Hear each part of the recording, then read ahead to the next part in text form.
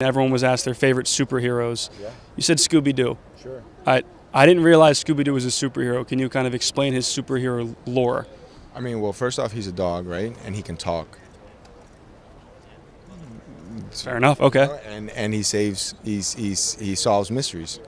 So I think that a dog that can talk and helps people by solving mysteries, I think is a superhero. Checks off all the superhero boxes, has special skills, and he helps people. Correct. Did you see the comments? People saying we were saying Rafe Rafe? Fiennes wrong. Yeah. What?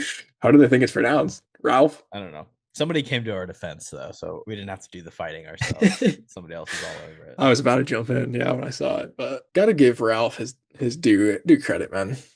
One of the best working actors today. Nobody even knows how to say his name. So You watched Harry Potter 4?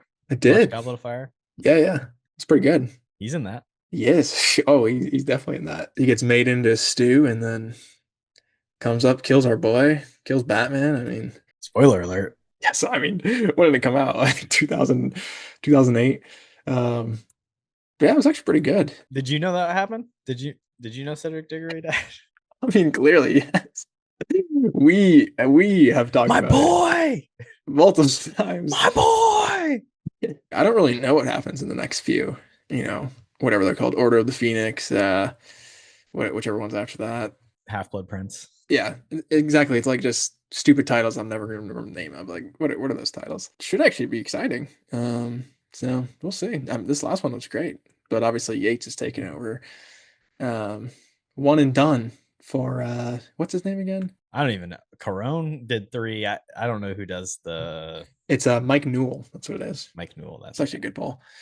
But yeah, he didn't do any other ones, and I thought this one was really strong. So it's when things really start to kick up. Obviously, before you get like all the new schools and the pomp and circumstance of those people coming in.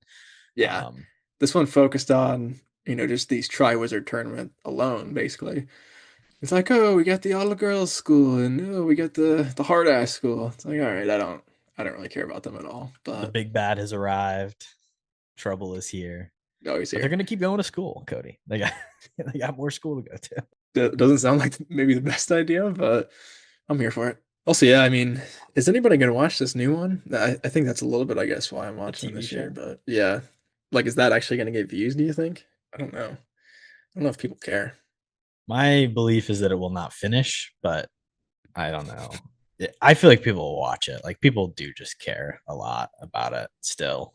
It's an interesting prospect. I don't think it's going to be good. It's going to take a long time, too. I mean, you have to wait, for them to grow up. They've already said they're not doing a season a year. So what, they're waiting 2 years? They're like, realistically, it's not going to be 12 months. Like, it'll probably be 18 months. So it's just like, if it's 7 books over a year and a half every time, this is going to take 10 years to 11 years. Like, maybe, I guess, until it's like a boyhood. Kids are 24. Yeah. TV. Yeah. TV, I mean, they boyhood. did like, the thing is, they did it successfully once with movies, but like, I don't know, the ecosystem to do that pipeline just like barely exists anymore to have that turnaround time. And allegedly with a TV show, you're doing more, you're creating something bigger, something more vast.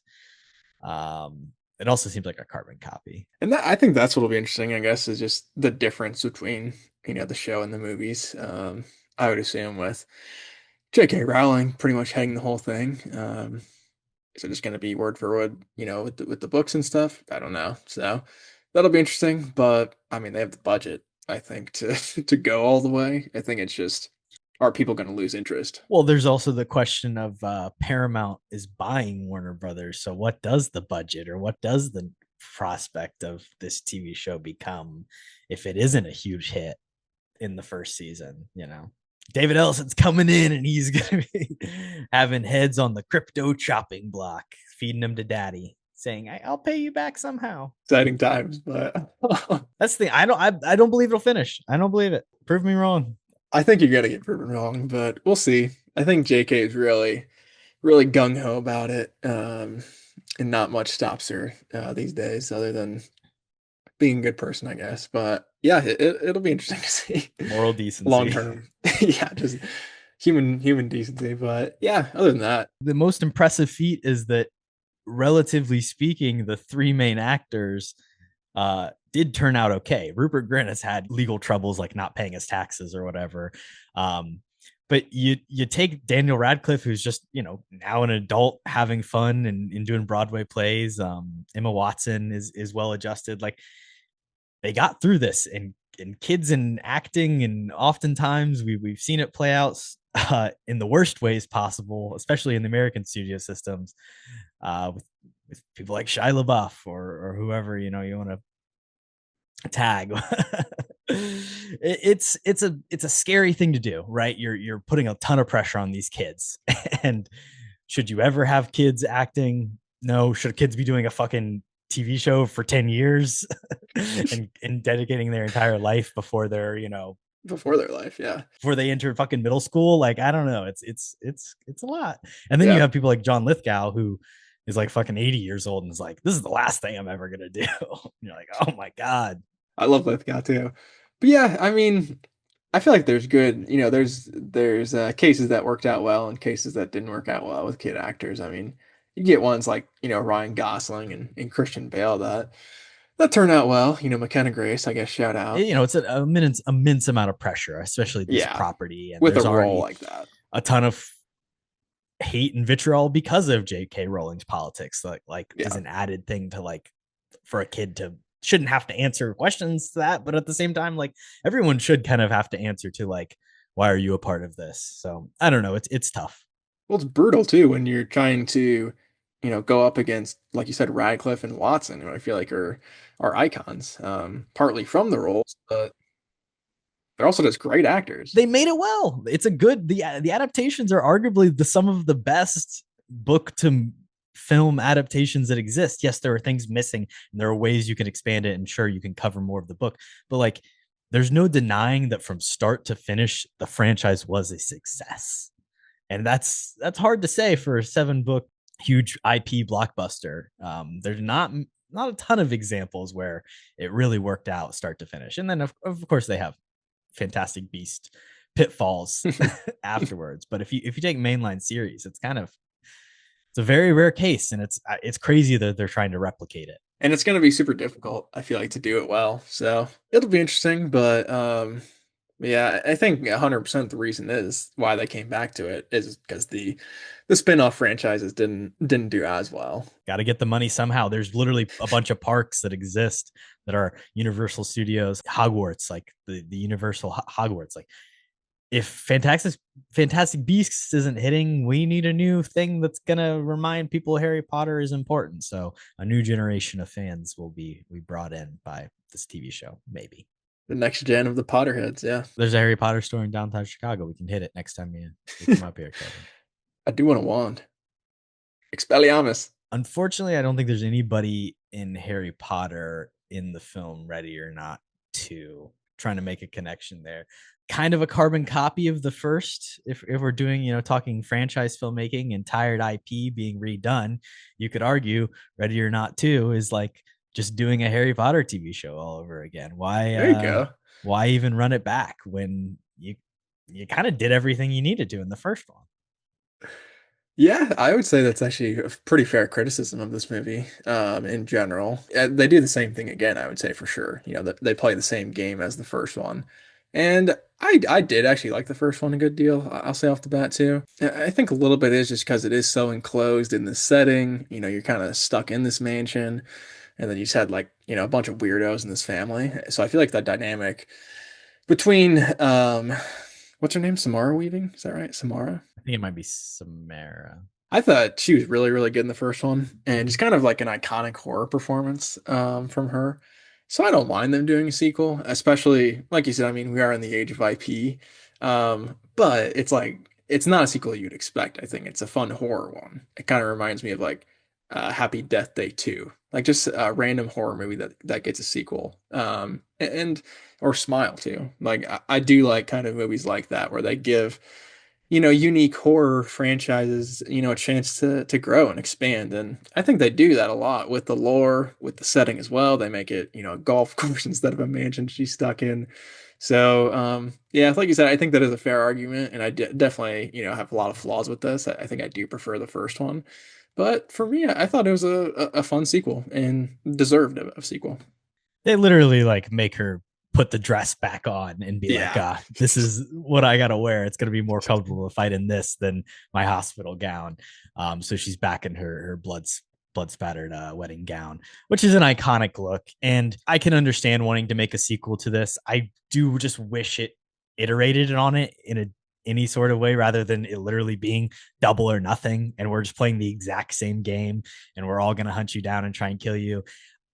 I wish it got more mystical, more supernatural. There is this underlying thing of the devil being evolved, and with that Mr. LaBelle character, like the demonic figure, I just wish there was more horror elements, more ghosts, more ghouls, more witchy stuff. I don't know, zombie. It's just something that takes it the next level. My comparison is going from like an Evil Dead 1 or 2 to like an Army of Darkness. Like, why not make this character you have, Samara Weaving's Grace, if you want to bring her in a sister, that's fine, but put her in a fucking entirely out there outlandish world that is completely different, rather than, oh, we're going from a wedding hall to a golf course. Like you said, that's not that different. It is just kind of like very generic upper class, like wealth, blah.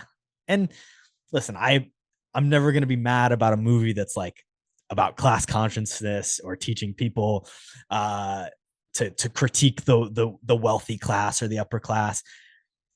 But we've seen a ton of them, and it's like they're starting to become tired. We even have another movie that's like a carbon copy of this playing in theaters right now with They Will Kill You and Zazie Beetz, which is literally a movie about a devilish cult of wealthy people who are trying to kill the main character. And you're like, these are the exact same movies, and they're playing in theaters at the same time. And it's not a new trend. Like, they eat the rich thing with like The Menu, or even like Saltburn, something like The Invitation, which is like this weird horror movie. Get Out kind of gets, more into a racial politics thing, but like it's all about class at the end of the day. Like, that's the thing that really separates us more than anything. Triangle of Sadness is not so much a horror movie, but it's this, it does get kind of thrillery and dark in the third act, and is about, a person in the working class turning against, these rich people who are treating them poorly, fighting back. I think even Parasite might be an interesting inflection point of like that movie winning Best Picture and being this like thriller film. And that spawns a bunch more afterwards. The original Ready or Not, you can say, is kind of ahead of the curve. Now here we are 7 years later, 2026. I just think it's maybe a little played out. And if they had gone bigger, I would have been more into it. Interesting. Yeah, I think for me, I would have maybe almost preferred them to go smaller in a sense. I think going like full goofy, like Army of Darkness, like putting her in like a hellscape world. I don't hate that idea. I think that is going maybe a little bit too fantasy wise. Like you said, because the characters in this one, especially the villains, they're not particularly fleshed out. I think the first movie did a better job for sure of, especially like her husband, of like, and their upbringing the last time they played hide and seek. Like there's interesting character stuff there. With these villains, it's more just like, we want all the money. We want to rule They're the all world. Caricatures of Yeah. of different types of rich people. Yeah. So it's a making party that guy commentary, or just a true asshole, like it has that commentary, but it's not really like, giving you deeper, themes about those characters, or really saying that much about it. Like you said, it's kind of just the obvious, we want to make a commentary on class and everything like that. And there are parts of it that drags as well. I mean, the parts for me that I really like about this movie, it is just the hide and seek bit. Other than, I want to talk about that too. Like, why do they put her in the same disgusting, like, bloody dress? I don't like that. She does have a wardrobe change near the end, and it absolutely smacks. Shout out to that. But yeah, I think the hide and seek aspects of, the flight or fight instincts, and Catherine Newton, I thought, was good with the action. Maybe the sister connection wasn't the best, but just them, fist fighting these people.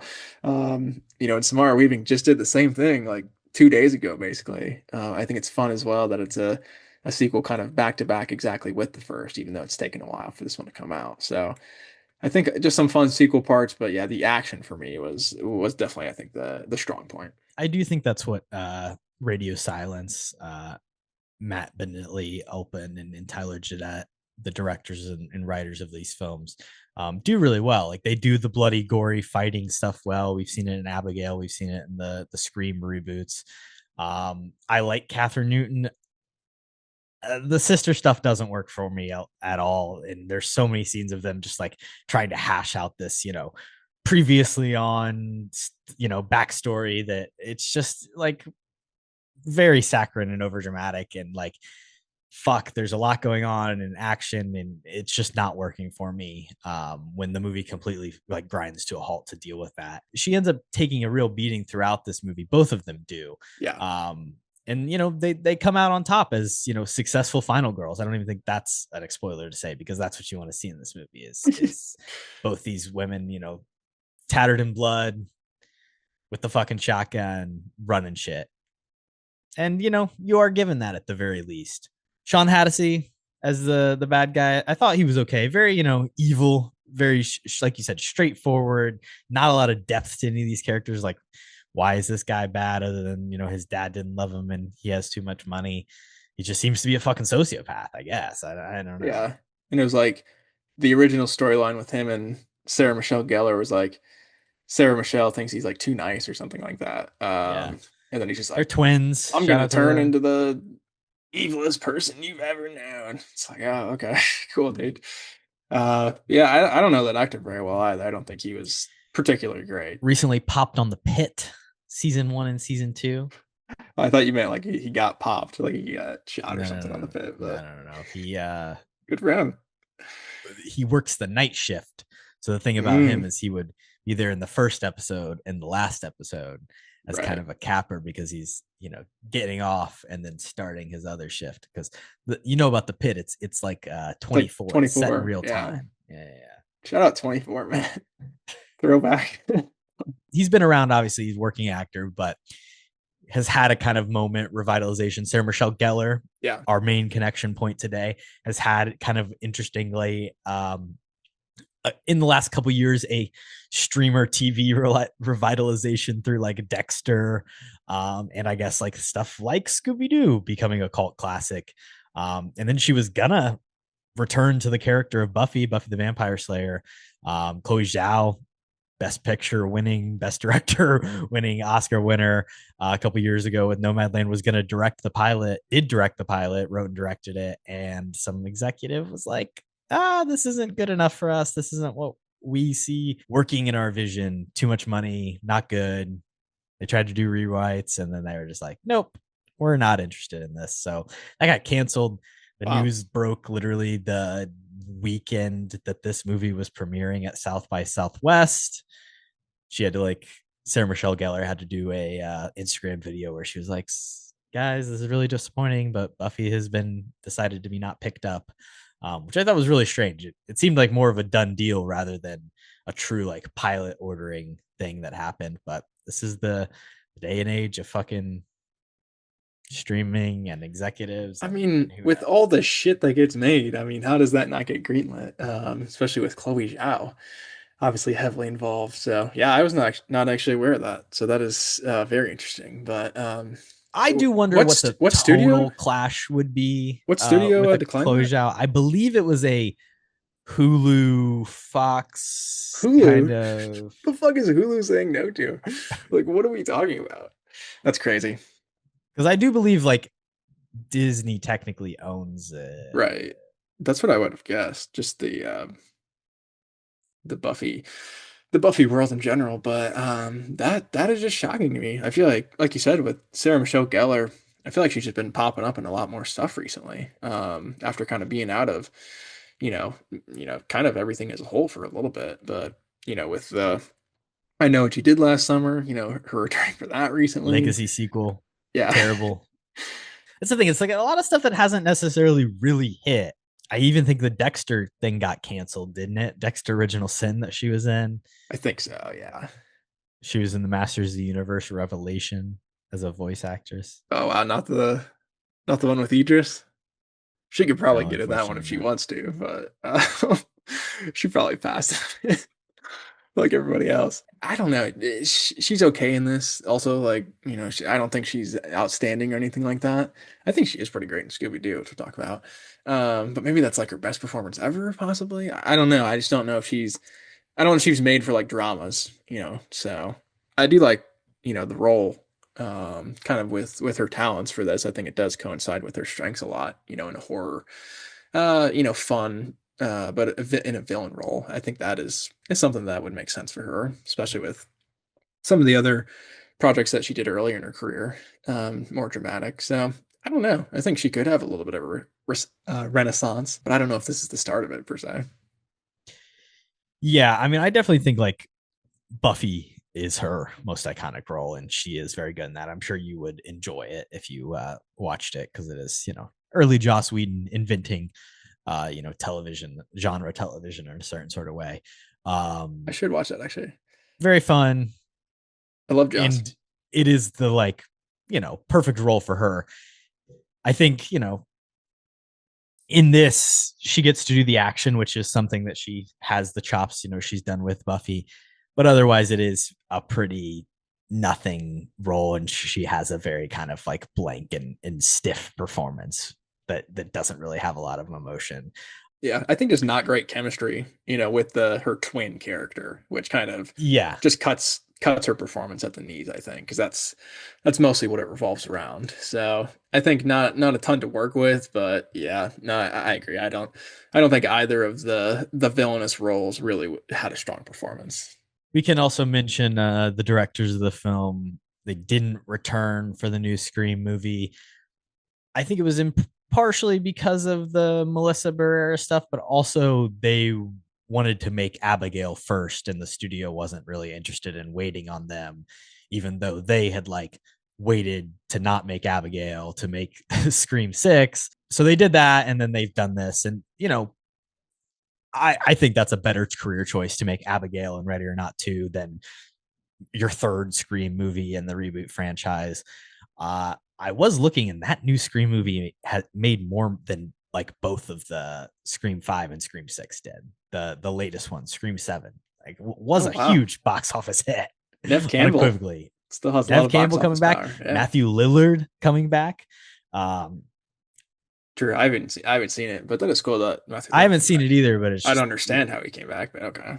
I guess we'll find out. In the trailers, whatever. I personally was, said I wasn't going to watch it, and I did not see it in theaters. Yeah, I think I'll catch it. But I was very surprised. You gonna watch it on streaming, or still won't? Maybe we'll see. I almost bought a ticket to a different movie, and then went and saw it. That felt like it would have been okay, but I was just really surprised that it didn't seem like a lot of people were talking about it, but it ended up being a bigger hit than either of the ones that Jenna Ortega and Melissa Barrera were in. So it kind of fucking the evil won, Kody. Well, I think that the public, they probably just are not knowledgeable to that stuff either. Yeah. Like they're just Scream fans, they saw Scream in the 90s and they see Neve Campbell, in all the promotional material. So she got paid at least, like, that was the whole reason she wasn't in Scream 6 is because they were holding out on contracts for her. So at the very least, she proves that she's a big draw for these films and that she's deserving of a payday. I mean, she should just do other, stuff like that in general. That's not Scream, to be completely honest.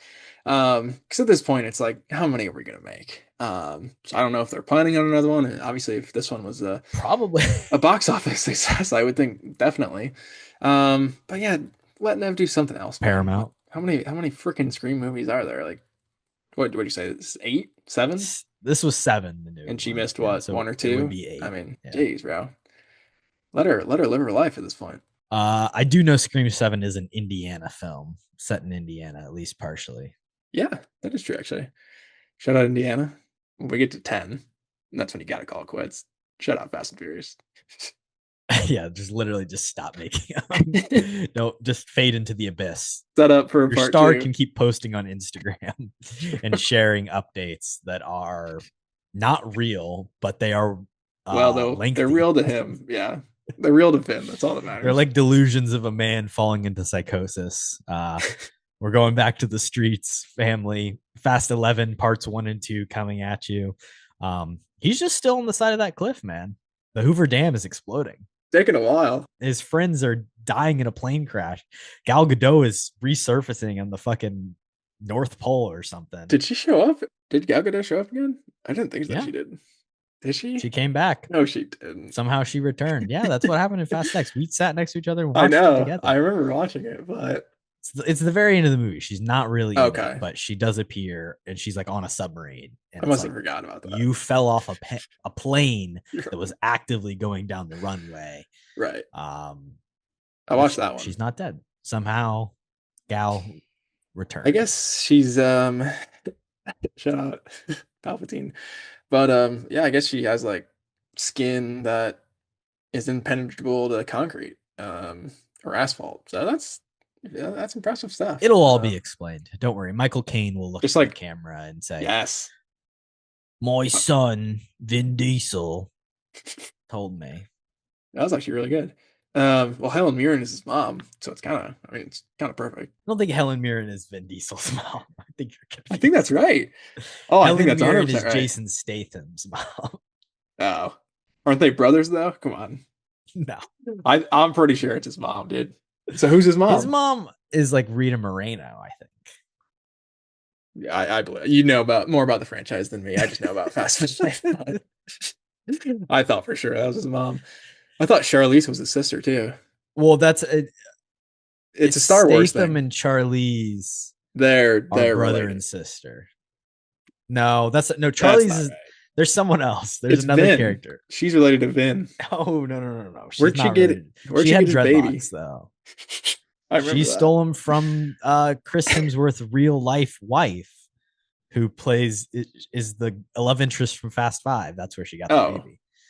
That's how they made the and baby. Then she gets 5. killed. Yeah, she gets killed. Right. They did do her dirty. It's not Elena, is it? Elena? It's something Brazilian. Is it Sue Storm? Oh, Vanessa Kirby. Yeah, she is related to Statham. Yes, that's correct. I did watch the one with her and The Rock. Hobbs and Shaw, baby. That one wasn't bad. Hattie Shaw, the sister of Deckard Shaw. And then Luke Evans, he was Statham's brother in the 6th one, actually. That is right. Well, because he showed up before Jason Statham. Or that's canonically. Yeah. And then Statham shows up and is pissed off. He's getting revenge for his brother. Yeah. See, those ones that's were why all right. He kills Han. 5 through 7 is watchable. One. Tokyo Drift has a good soundtrack. And Bow Wow. That's his name, right? Definitely. Kevin Durand was also in Ready or Not 2. Small performance, but making a return from Abigail. Have you seen Abigail? Oh, yeah. Yeah. Love Kevin Durand in that. I mean, Kevin Durant had an okay role in this, but give him a bigger role. He wasn't really, part of that core villain bad guys for most of the movie. So, but I think he's awesome. Give him more work, especially in obviously him being a former stuntman. All the action stuff he's going to do is always top level stuff. So I did enjoy seeing him return. Yeah, it seems like Radio Silence does have their people that they like to, keep around. Catherine Newton was in Abigail as well. I think Samara Weaving was in the Scream movie too, wasn't she? I'm pretty sure. She is in the intro.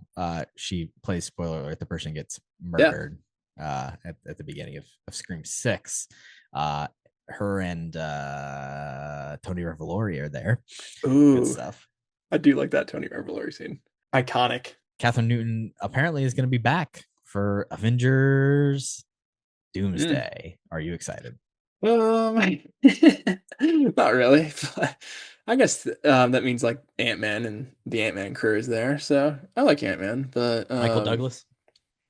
He's not showing up, but Bill Murray. How big? Bill when you say Murray Ant-Man crew, what do you better mean? be there? I hope Bill Murray's there. I mean, he was in Quantumania for like 5 minutes tops, so I'd be surprised. Whoever David Dismulchin. Yeah. Well, I think did he die? I don't know. Whoever David Dismulchin voiced, bring him along. Who lives, who dies? It doesn't matter, Cody. Haven't you heard? I didn't really like that MODOK though, to be fair. So probably not. But I would assume the crew is just Ant-Man the Wasp and what's her superhero name? I can't even remember. Stature. I think that's it. I'd say she's the forgettable one out of the crew. So we'll see if she has more than like 3 lines. good in Lisa Frankenstein. Yeah. I, Fun I kind of horror person for I sure. do love her in general, I would say. I think she's a really great actress. I just wish that she wasn't in the Ant-Man movie. She's very likable in this, even though, maybe her storyline with Samara isn't the strongest. I do think they still have chemistry in general, and she definitely brings the action chops to the table too. And like you said, she's great in stuff like Lisa Frankenstein, which is kind of like this, darker comedy drama. So I think she's definitely versatile and can do a lot of stuff. All right, let's jump over to our main topic of discussion today. And of course, Sarah Michelle Gellar is our connection point. Hello, and welcome back to Kody and Korbin Have a Podcast, the show where two former roommates talk about Scooby-Doo, the live action 2002 film written by James Gunn and directed by Raja Gosnell. So much more than every other cartoon. It was so ahead of its time. It had a story. They worked hard to figure it out, and it wasn't gender specific. It wasn't a boys cartoon or a girls cartoon or any of those things. It was a talking dog. Interesting creative team. And of course, Sarah Michelle Gellar plays Daphne, and arguably, I think like her and the rest of the main crew, all, Matthew Lillard, Freddie Prinze Jr., Linda Cardellini, like they are the reason this movie works in the ways that it does work, because they all do feel like real life versions of these iconic cartoon characters. Wanted to start with you, Kody. What is your relationship to Scooby-Doo? Were you a big fan of the cartoon? Was it this movie exclusively? Where do you come to the Do? Yeah, so growing up, I was a Do fan, I would say, big Scoob guy. I was definitely more of just, like the cartoon and the movies, I would say, or the animated movies, excuse me. So actually, I didn't watch this at all growing up. I think my first watch was about a year ago, probably, and then this was my first rewatch since. But yeah, I was definitely a Scoob kid growing up, though. Like this movie, it does feel, especially at the beginning, kind of just like a classic episode. So I definitely had some nostalgic vibes with it there. But yeah, I think for me, I wasn't allowed to watch stuff this violent, I would say. This is, I don't know what it's rated. It's probably rated PG, but definitely was just not allowed to watch until a certain age. So had to stick with a lot of the Scoob on VHS. I think maybe the most memorable one was the one with aliens that I really like, where it's like Alien Shaggy. Invader? Yeah, that one's a great Cody, one. that's the one I wrote down too, man. I had a Love DVD copy of that specifically, and I feel like that was probably 80% of all Scooby-Doo watching I did as a child was just that one movie. Hell yeah, it's a good one. It's like Area a better 51. It's a better Chicken Little, for being completely honest. Well, Um, there is a theme here with the things I enjoyed. I was gonna say too, another one that I watched a lot for some reason as well was Scoob. He Goes to Hollywood or something like that. So I was big into the movie game early on, clearly.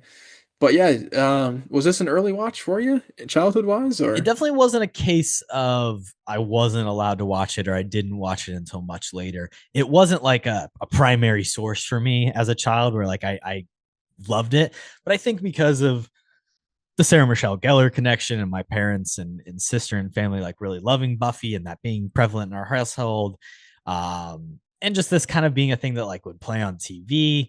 I did just see it like around when I was a child. I definitely watched that animated Alien Invader version the most. And then, I think some random one-offs occasionally. But I remember specifically when the Scoob movie came out, Scoob, the animated film. It was very early in Mina and I's relationship.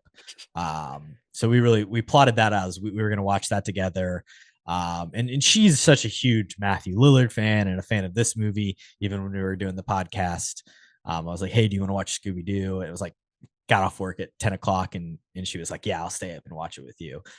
So for me, like, I feel like Scooby-Doo is something that I really appreciate because of like the relationship I have to her because of it.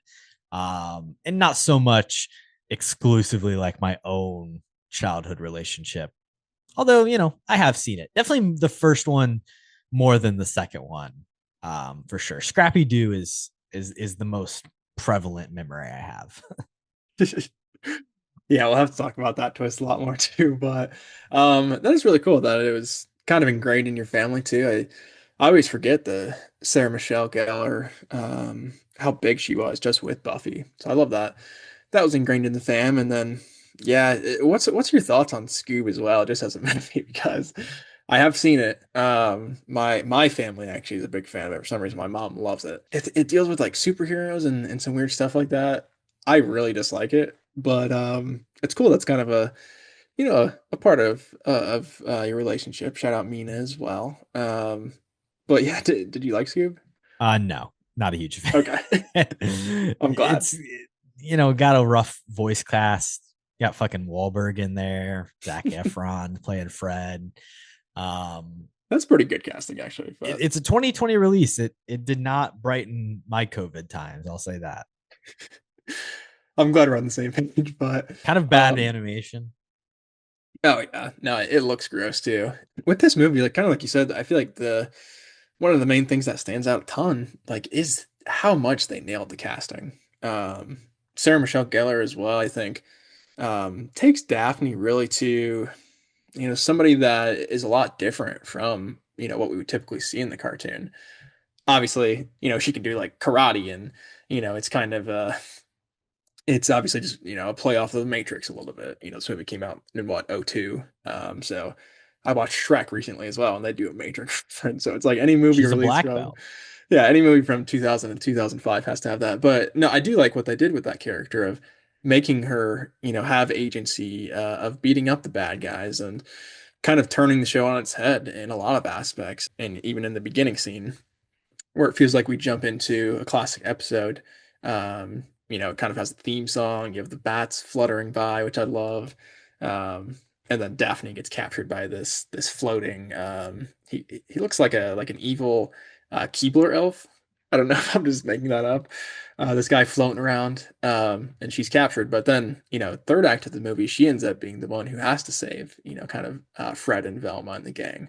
So I do like that kind of just switching up. And I think a lot of credit, with the script obviously goes to James Gunn. But on a rewatch for me, I did enjoy, I think, this movie a lot more just because it does do stuff differently, from the cartoon specifically. Like I said, with the characters, and then also too, like plot wise, it's like, oh, we're actually dealing with like aliens and monsters here versus every other time it's we pull the mask off and it's somebody we've already talked to. So those two things, I think, script wise, are actually pretty strong with this movie too. That brings me to my first question. Do you think this is like antithetical to what Scooby-Doo is? Because the whole point is that it's not real. It is always a person in the mask. And then they make the live action movie and they're like, okay, but there is a fucking Damon Rightus and some like Yeah. magic shit going on with real, like demons possessing people. Like, do you think that's maybe jumping the shark a little bit too much? Or is it just, it's Mhm. not Scooby-Doo, or you're totally cool with it? I think I am cool with it in general. I would say they did do one animated one too. I can't remember the name of it, but it's like Zombie Island or some stuff. Sure. Like, Where, yeah, they've definitely, put their foot in the world of the supernatural and yeah. things being real. So I don't mind it. I mean, their execution with it, I would say, was definitely not strong. These CGI aliens, that's one of the things I hate about this movie is the overuse of CG. Again, obviously early 2000s, so it makes sense for the time era. But yeah, the way that they have the aliens look, and maybe the script with that I don't love, but I do kind of like that of at the beginning, when this monster appears, they literally try to pull like the skin off of its head. It's like, oh, this is completely different. So at least it's putting the characters in a different situation, which I think is fun, especially for a movie to do something different like that. But yeah, obviously it's a little bit different from the typical show. It's just tough when it's like, we are making the canonical Scooby-Doo film. There are, yes, tons of cartoon animated versions, but like, we're making Scooby-Doo in live action. It's 2002. The millennia has turned. 9/11 has happened. Here's what we're going to fucking do. And they do nail the cast, but it is, it's different. It's the character's a little different. There is magical stuff going on. I think there was a ton of pressure they talked about of being like, okay, if we're making the Scooby-Doo movie, then who's going to be the bad guy? Well, there isn't really like an iconic bad guy necessarily. There isn't one, like there isn't an arch nemesis. There isn't a Lex Luthor to their Superman that everyone knows. So it's Scrappy Doo, I guess.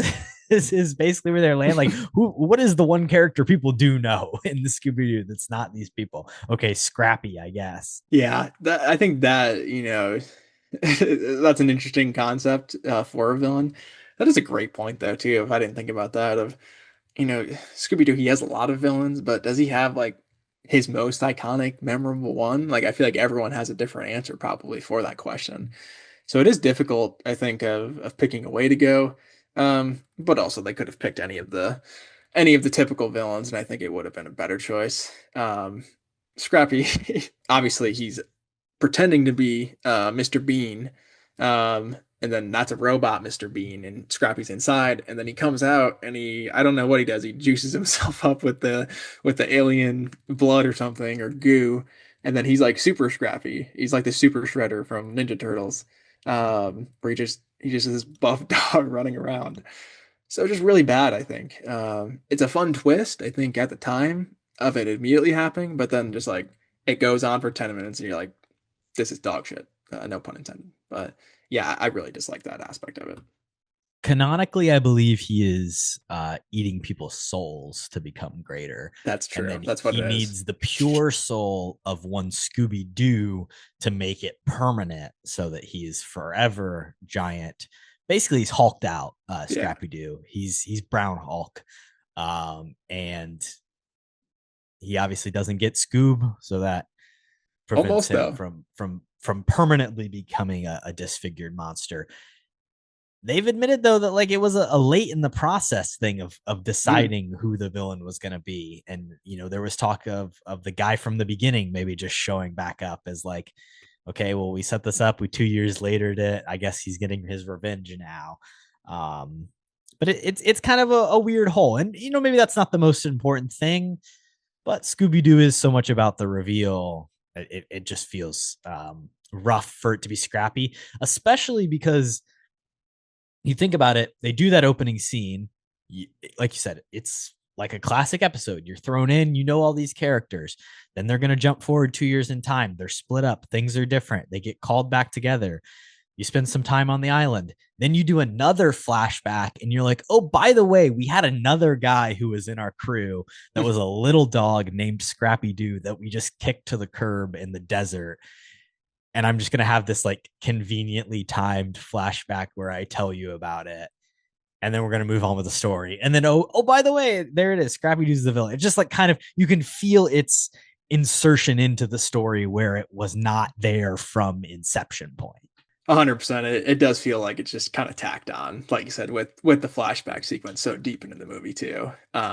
I feel like it would have made more sense for having him be in the crew in general from the start, maybe if he's going to end up being the twist villain. But I guess too, another thing maybe that I don't love about the story is that 2 year jump that you're talking about. Because it's right at the beginning of the movie too. Like you said, it feels like a great opening of we're in a classic episode. It's a fun, stupid villain. Like it's perfect. They go full kind of cartoon with Shaggy in a barrel with Scooby-Doo on top skateboarding, of him, riding a skateboard through a dangerous conveyor belt. Like that's straight out of the cartoon, and that's how they defeat the villain. Basically, it's just running into him. Scoob and Shaggy Lucky. Lillard did his own skateboarding apparently.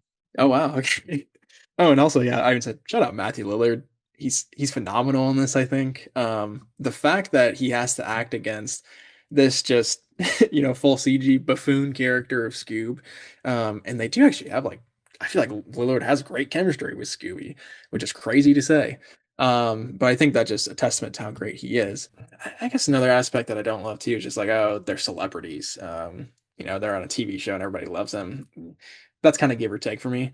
But then them just being like, oh, we're gonna break up because Fred's taking the credit again. Velma did it all. That just feels kind of weak to me. So I don't love the fact that it's like a split up story, 10 minutes into the movie of Scooby-Doo either. Okay, we're going to give the audience a little bit of what they want, and then we're going to break them up to make you feel all the triumphs when they get back together. I agree with the whole celebrity thing being really hacky and not my style at all. Like, I don't want them to be internet celebrities. Like, why can't they just be I described it as like an Ed and Lorraine Warren thing, where it's like, some people know about him. You hire him when you got a mystery. If there's some spooky shit's happening and you need an exorcism, yeah, you call in the fucking, Mystery Inc. But they don't need to be doing interviews after they like stop something and getting mobbed by a crowd. This is fucking 2002. They got paparazzi up their ass. Like there's not more important. Like they can't go fucking chase Leo down the street or something. Well, why do they care about these people? And then you do go back to the thing. And it's like, well, they do have a talking dog. So you're like, maybe it does kind of make sense. Yeah, you'd think that Scooby specifically would have more, like the fanboys. It's all like Fred fanboys though, like they're wearing ascots. He's so and hot, stupid man. shit. I guess. Well, this whole cast is really hot. I'll say that too as well. I mean, Linda Cardellini's got to be like the hottest Velma of all time, I would say. Same for Fred too. I mean, shout out Freddie. But yeah, no, I agree. I think you could definitely leave the celebrity stuff. I feel like it is just in there. So, they have that moment of breaking up. Pamela Anderson shows up. True, she is there. That is such a random cameo, I feel like. That's probably why I wasn't allowed to watch this movie, to be honest. But yeah, I mean, the group dynamic as a whole, I do really love though. I feel like, especially when they do end up kind of coming back together and, Fred calling her Velmster like the rest of the movie. And like I said, the stuff with Daphne and Fred is interesting too, of, that role reversal after kind of this time split. Like this is a very feminist forward scripted movie, I feel like. So that's kind of another reason why I wanted to pick it in general. Because I feel like we haven't, or at least maybe I haven't picked a movie that passed the Bechdel test in a while. So shout out to early 2000s movies that do that. I feel like maybe there's not a ton of them. But yeah, I think the cast and just the group dynamic as a whole is great. It's just not in the movie that much, unfortunately. Not to like get past this movie coming out. It was a success. It wasn't like a crazy huge hit. It didn't get good reviews, but it made money for sure. But then the sequel kind of comes around and it's like, are we going to make one? The cast obviously wants pay hikes, rightfully so. Like, our bigger stars now. We want to, reap the rewards of being in this first movie. They end up getting the budget's higher on that film. It does less well than this movie. Basically, maybe breaks even, doesn't make money. That's how things go sometimes. None of this cast did become movie stars after this point. Like, you could make an argument at the time. It's like, oh, in the next 15 years, maybe the cast of Scooby-Doo is all going to be the hottest people. And they all, really didn't become anything. Sarah Michelle Gellar continued to be on Buffy for a few years after this. But then after that, didn't really make a big transition back into movies beyond the stuff she did in the late 90s, like Cruel Intentions. And I Know What You Did Last Summer. Freddie Prinze Jr., what is he doing? Like voice roles for Star Wars Clone Wars shows, like pretty much is the biggest thing he's done in the last 20 years. Linda Cardellini, she's obviously continued to work and like had a successful career, but not a movie star. Matthew Lillard, to me, I think is the most interesting one because he has continued to work and done a really wide variety of projects. But in the last 5 years, similar to Sarah Michelle Gellar, has had, I feel like, a real renaissance through stuff like Five Nights at Freddy's, that just like puts him back there in front of kids' eyes, where now he's like a bankable star again. Tarantino also talks shit about him, not just Paul Dano. He gave Matthew Lillard some shit, which I think is funny. Do you have a favorite of any of these cast members? Do you think one of them should have been a bigger star? They're perfect for this, but they're not really. It's not surprising that they didn't end up becoming the stars, to me. I think, like you said, like it is just so perfectly cast for these roles. Like Freddie Prinze Jr., I honestly, I don't think he's that good as Fred. I think out of the main four there, he would probably be on the lowest tier for me. I think maybe Sarah Michelle Gellar. Yeah, the fact that she wasn't more of a mainstream movie star is a bit surprising to me. I do like her a lot in whichever Scream she's in. I think it's Scream 2, actually. Yeah, I think it definitely is.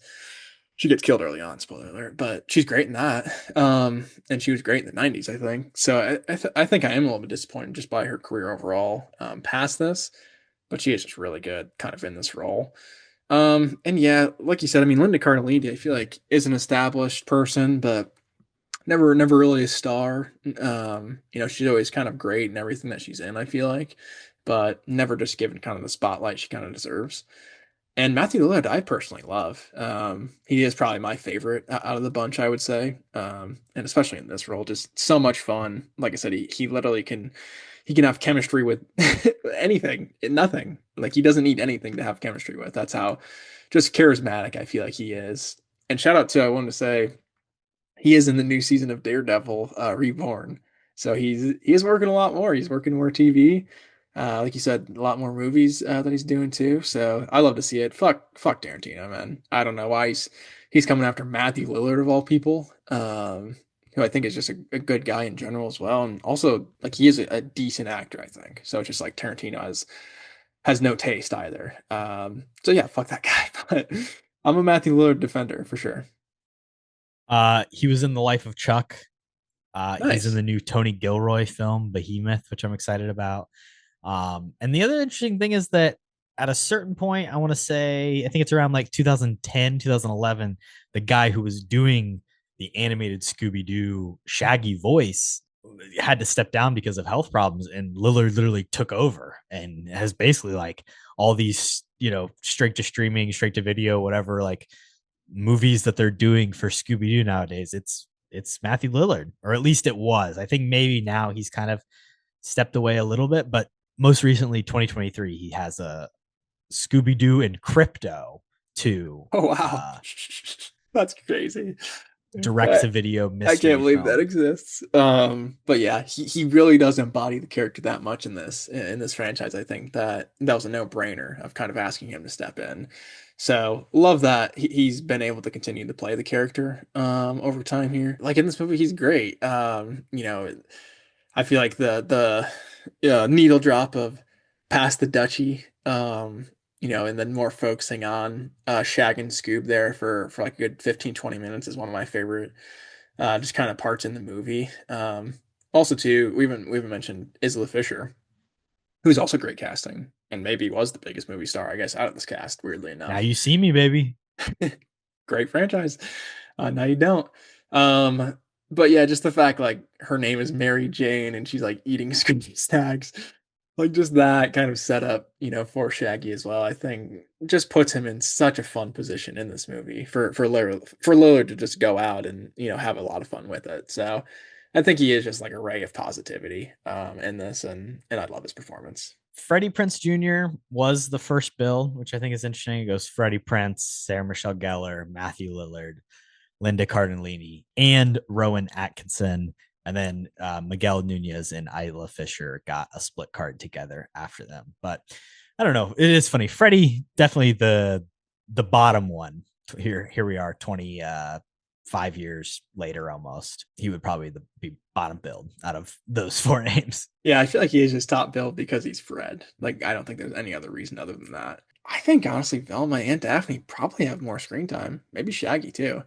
So that would be interesting to see that comparison. But yeah, I don't know why he's top billed, to be completely honest. But you know, I think it was just of the times, and he's Fred. I said last week we were doing an early 420 episode with Everybody Wants Some, but really this is perfectly timed to be our official 420 episode with tons of allusions to smoking weed, which, it's funny. That's something that I do think is inherent to, like, it is in the Scooby-Doo cartoon that like Shaggy and Scooby are kind of like stoner types and they drive this fucking floral van around. And why are they always eating Scooby snacks? What's the deal with that? And it's fun that in live action, they did kind of bring that stuff to be personified. They're making the eggplant burgers when you first see them 2 years later, the smoke coming out of the top of their van. All these allusions to, but not direct references or really imagery whatsoever. They're just guys who like to eat food and have a good time. And yeah, Isla Fisher plays Mary Jane. That's my favorite name. It's all good stuff. So this is a movie that definitely was for kids, but had, adult things in it as well. I wanted to read a little excerpt from James Gunn's Facebook a couple years ago. Hell yeah. You know, James Gunn, he loves to be posted. What doesn't matter what platform it is, he's always going to be saying some shit.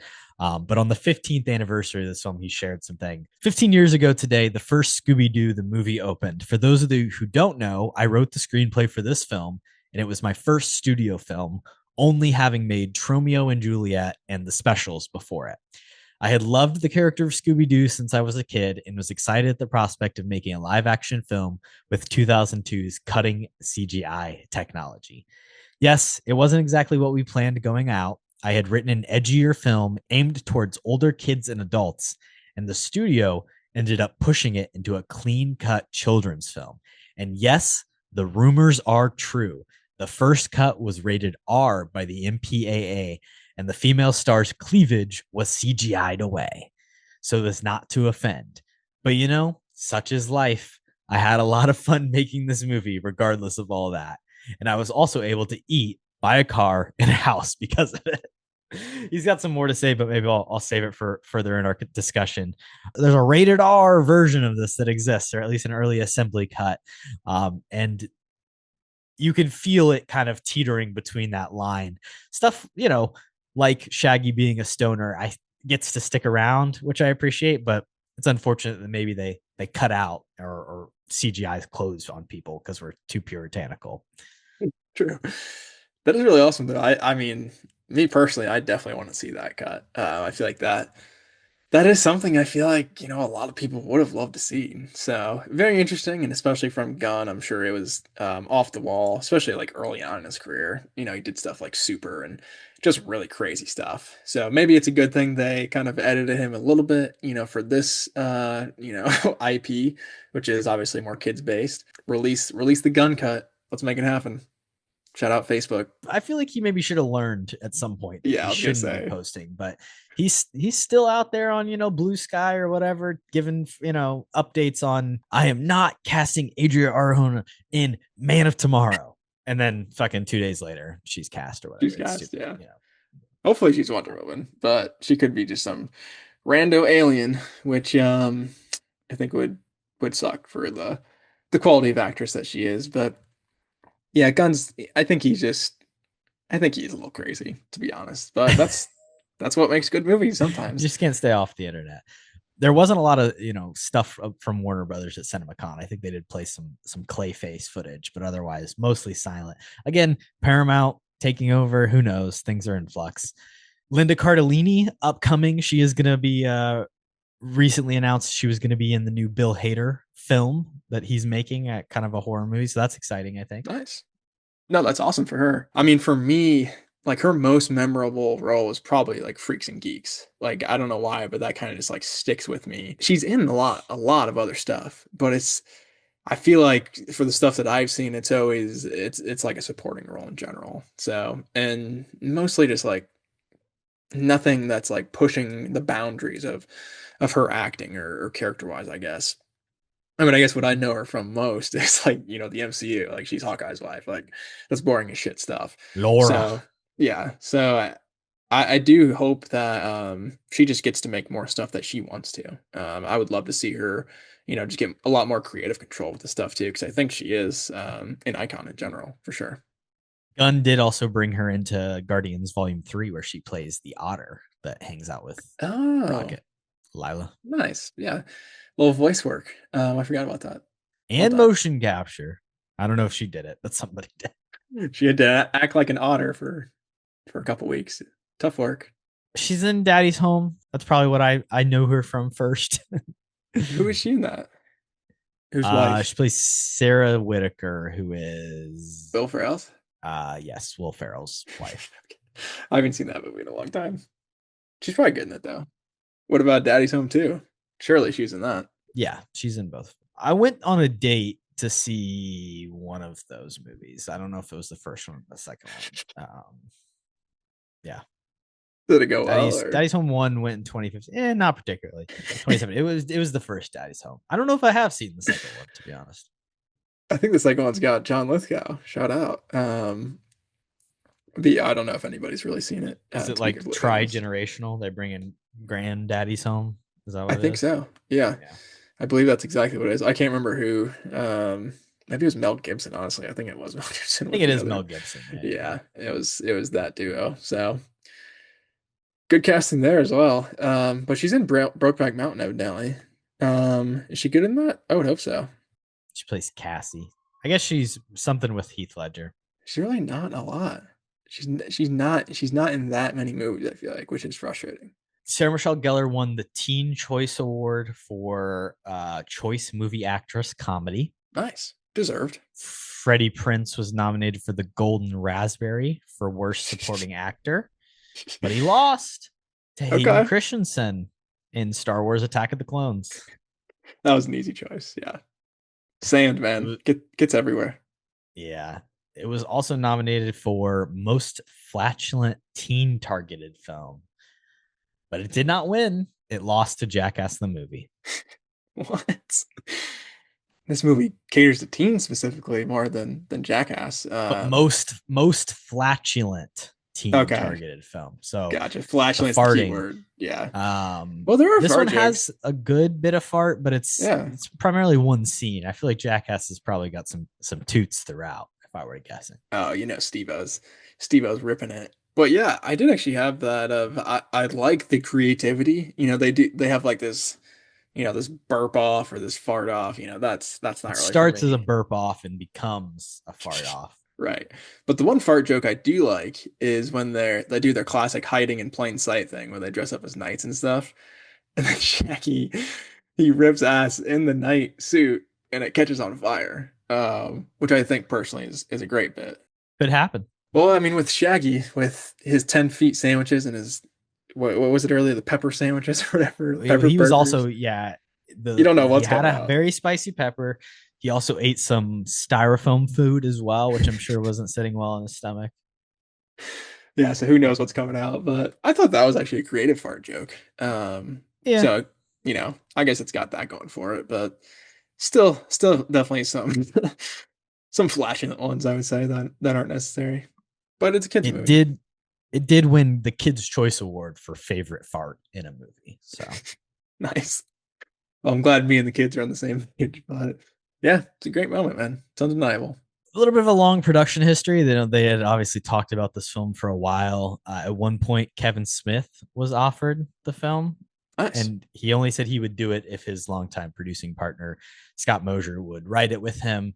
He wasn't interested, so then he moved on. It just never really, was anything beyond that point. But it would be interesting to see a world where there's a Kevin Smith Scooby-Doo. I feel like just stylistically, I don't even know what that would look like, but I would be interested in it. That would have been fun for sure.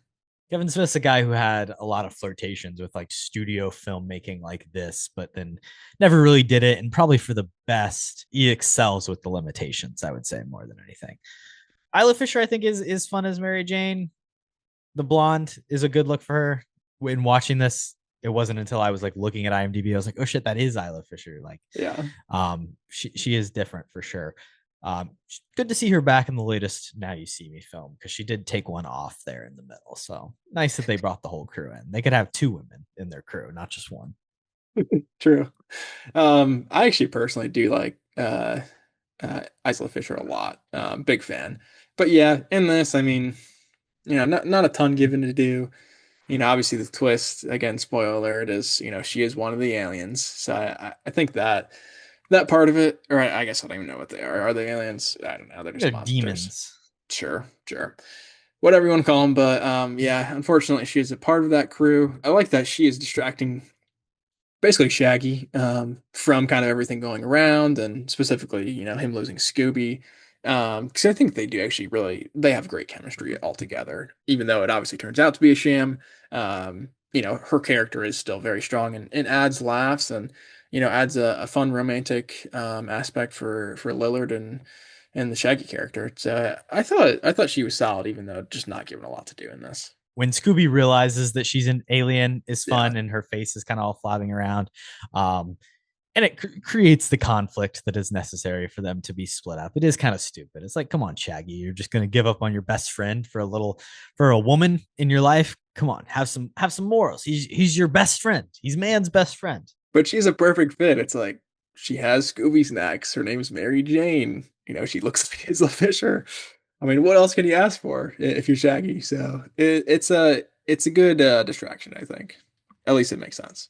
Thanks for listening to the episode. You can follow the rest of our happenings over here at Kody and Korbin Have a Podcast on Instagram, Twitter, and TikTok at KHAP Podcasts, KHAPODCAST. Please follow us on Spotify, give us a rating, subscribe to our YouTube channel, and follow along for more. As you mentioned before, the CGI is a little bit meh, especially when it comes to the terrible demon creatures.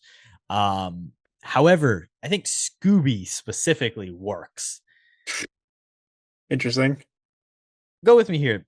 Remember when they did the original Sonic trailer and it was like, we're doing live action Sonic and he's looking more like a hedgehog. We're taking the cartoonishness away from him.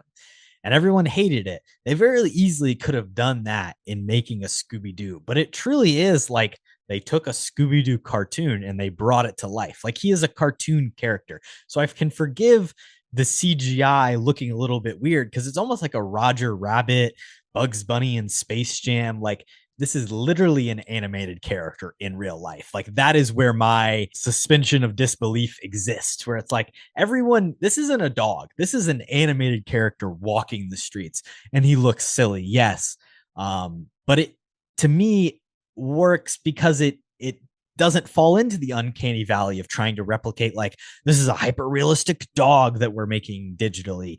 It's just a fucking Scooby. It's a character. It's fully expressive. Just Scoob, man. Yeah, no, I agree. I think they do nail like the essence of the character, and they do get the guy who I think had normally voiced him in kind of some of the movies and cartoons and stuff. And his lines are all classic Scoob lines. All the rut-rows jumping into each other's arms. Eating 10-foot sandwiches. So it's definitely up to character. They even dress him up like a grandma to try to get him on a plane. He has a Mrs. Doubtfire moment.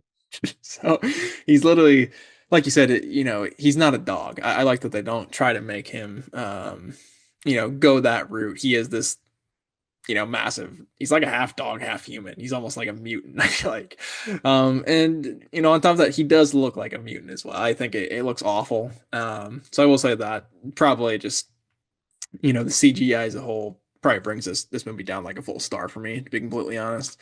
There's like a couple things. It's like if I watched this movie when I was 10, it would probably be 4 stars. And if the CGI just wasn't complete dog shit, it would probably be 4 stars for me. But those two do bring it down a lot. And then also just like the pairing with these, whatever you want to call them, demon monsters, like they look even worse than Scoob. And then like Scoob interacting with them, it's like, man, what am I even watching? So kind of doubling down, with the technology available, I think it's just a bad move in hindsight. I mean, I think overall the movie has a very interesting look to it and a good aesthetic. Like the production design is really well done. The island that they build is a place that seems like it would be fun to go to. So when, the CG characters don't work for me, like I fall back on the rest of the stuff, the costumes being fun, the world being well built out, the characters kind of being interesting. I don't love this movie. Like I do think it has a lot of problems and I don't think it's like that funny, but like the CGI is something that's like at the bottom of my list, honestly. Yeah, that's fair. Cause I do like the design of a lot of it too, especially like I feel like it's like a classic castle from like one of their episodes they go up to, and the one voodoo guy is like, whatever you do, don't go up to the castle. And it's kind of like the point, and it just felt like a classic moment from an episode. The voodoo guy, which is like really the 5th character if you go past Mary Jane or Rowan Atkinson. Yeah. Then you've got this guy played by Miguel Nunez. Well, Scrappy doesn't count. Well, he is Rowan Atkinson. Yeah. He's not a real person. But he has good scenes with Daphne. He gets to play off them. He has my favorite line of the whole movie. Purple is a fall color. It's the middle of May, which is great. That's a great line. Also, it's the middle of May and everybody's on spring break. Little confusing there, but I digress. We move on. I just think he's a lot of fun, as kind of this like third party guy who's like, well, I don't know what this weird shit that's happening up on the island, but I'll help you guys. He's a good character.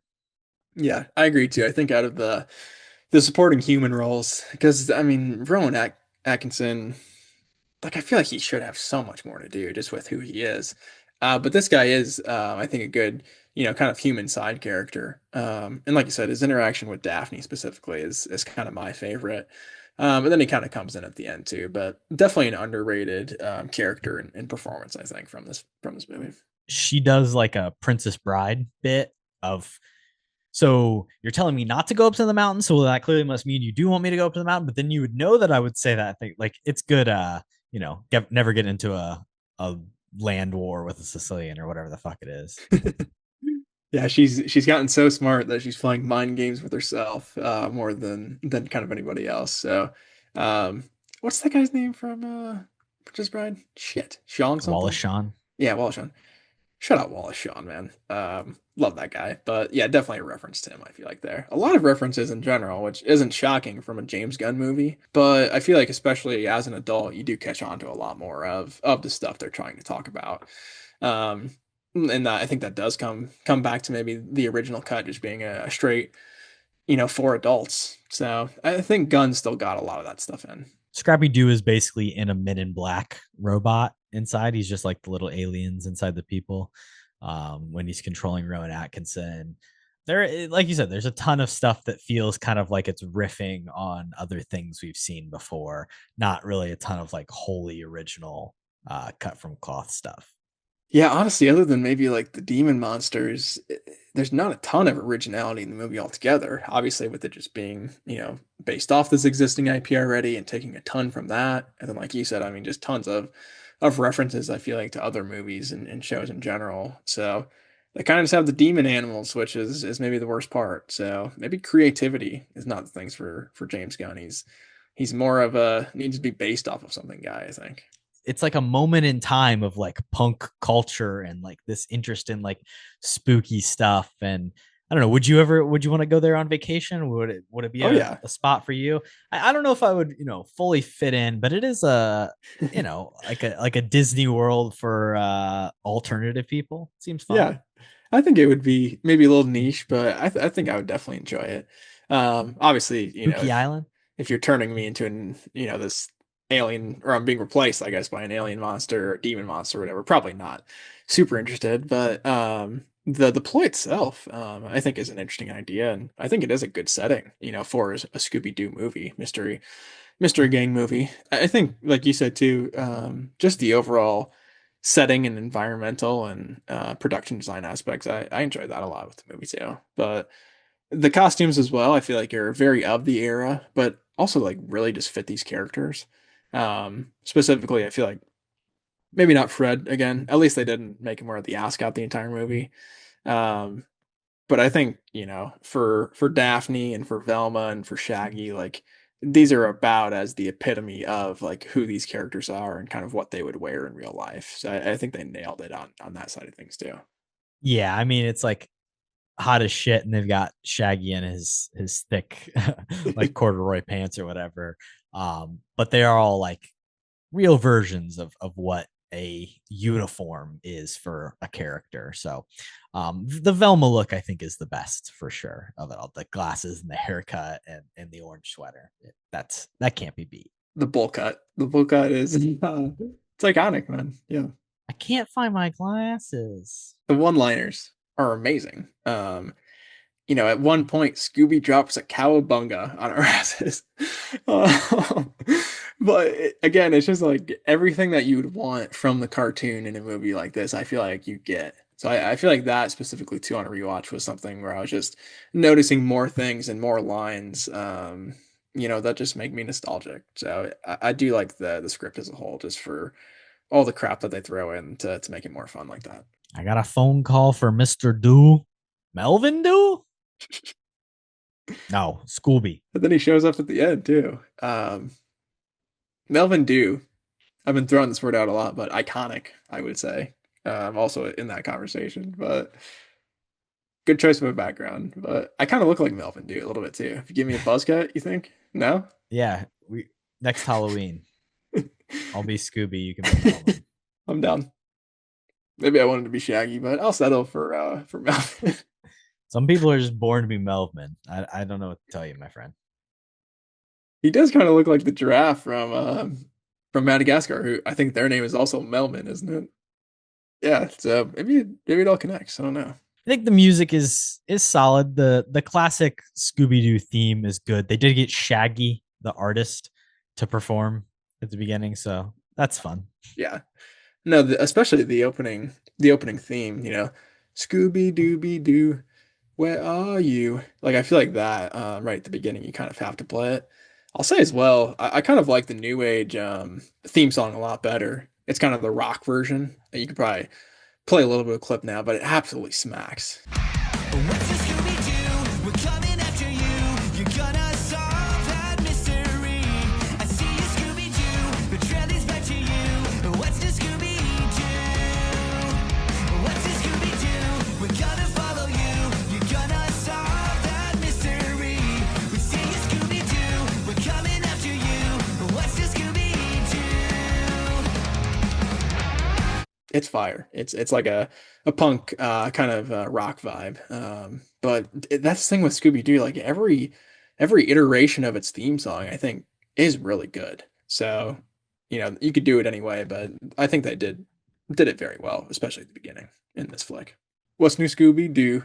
Coming after you. Gonna solve that mysteries. All right, boom. Okay.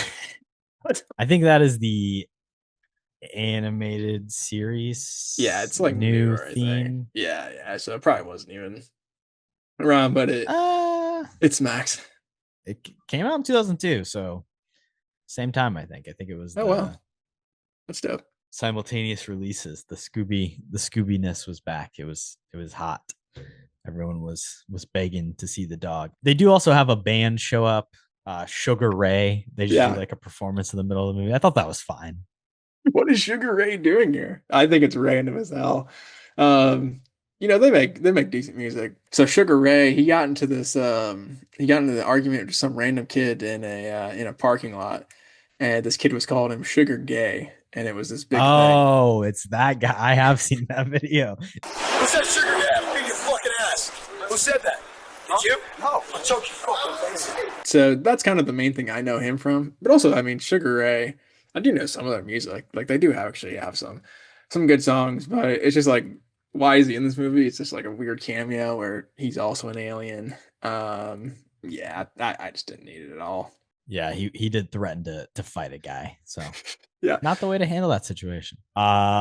Scrappy Cornelius do. Yeah, that's a good name for Scrappy. I mean, he thinks he's smart, I guess. So give him Cornelius. But yeah, that's stupid. Why is his middle name Cornelius? I would have gotten away with it if it wasn't for you meddling sons of a. And then he gets cut off. So the door maybe slams. would have gotten a bitch in the rated R version. Oh yeah, I think that's a fun moment too. Another kind of just adult moment, in a kids movie that I did like that. Obviously the throwback to the meddling kids line, but give it a little bit more oomph. Since it's so personal with this Scrappy monstrosity. And also, I mean, ironically enough, Scrappy, he kind of pulled a Loki here. He brought the team back together. The team that he despises so much. They were broken up. They were done for before he came along. So his whole scheme here has completely backfired, which I thought was very, very ironic. Yeah, in the end, they learned to truly work together. Sarah Michelle Gellar is doing fucking spinning kick flips, WWE moves, jumping off the top rope, busting people through the vent so that the sun comes down and fries all these monsters like they're vampires. She literally is like Buffy in the final act. And it's true. Fred gives the credit where it's supposed to be, and yeah, they all overcome their personal differences. Scooby and Shaggy just keep being Scooby and Shaggy. Another great line too at the beginning when he's talking to Scooby and Shaggy. He says to them, "Do whatever you guys do." Love that line off the bat. But yeah, Fred, he finally just grows up, man, and gives credit where it's due. But yeah, I think it was all Daphne, which I think is a really fun thing at the end of. Her kind of bailing the team out after being this liability for so many years. And I think, yeah, Sarah Michelle Gellar obviously having experience playing a very strong character like that, but I think she just gets to shine even more. And again, such a different, kind of situation from the cartoon, but I think that's absolutely one of my favorite parts about it is how strong, she is. And, the scene where she is doing the wrestling moves and, jumping from the top row with the bow on the main kind of beefy bad guy. I think that's another just great comedic moment that I love. What do you think about Daphne and Fred being love interests in this film and having a Mhm. moment and kissing? I think it's fine. I mean, again, it's something you expect like from the show and stuff like that. This is the first time that they were ever presented as love Really? interests. This is I feel like it's always like Fred, he wants to go with Daphne. That's always the pairing. So you kind of get those, or at least I get those vibes growing up. But yeah, that is interesting. Maybe was that a big thing that fans were mad about? Because I feel like it's not really earned in this movie. So that would be a fair criticism of it. But I always assumed that was kind of just their relationship in general. I mean, there's always a flirtatious thing there for sure. Obviously, you have like the Velma Fred dynamic as well. But this movie, draws a very clear line in the sand. It's like, no, these two are together. They're in love. They're going to kiss. And I think a lot of that is because Freddie Prinze Jr. and Sarah Michelle Gellar were a real life couple, are still married to this day, were coming off a movie where they had been together and were starring. So, like, fuck, if we're going to have them in this movie, of course they're going to be a couple and they're going to kiss at the end. I would hope they have some sort of chemistry, if they're in this long-standing relationship. But yeah, that's a good point too. I honestly do kind of forget they are a couple a little bit. I don't know, something about Freddie Prinze Jr. is just very forgettable for me. But yeah, I think they obviously have the chemistry in this flick, so it makes sense in hindsight after the casting. But that is kind of interesting that it was a newer thing introduced because I didn't even think twice about it. Have you seen the Velma TV show? Mindy Kaling? I have not, but I've seen the reviews, which are scathing. I think it's one of the worst reviewed shows of all time on IMDb. But it got renewed, I think, for another season, maybe. I don't know, but They did 2 seasons of it. I think it is okay. a little bit of a show that got caught up in the like culture war of being It like was too woke. it's too woke. So Yeah. was it really that bad? I think it was probably fine.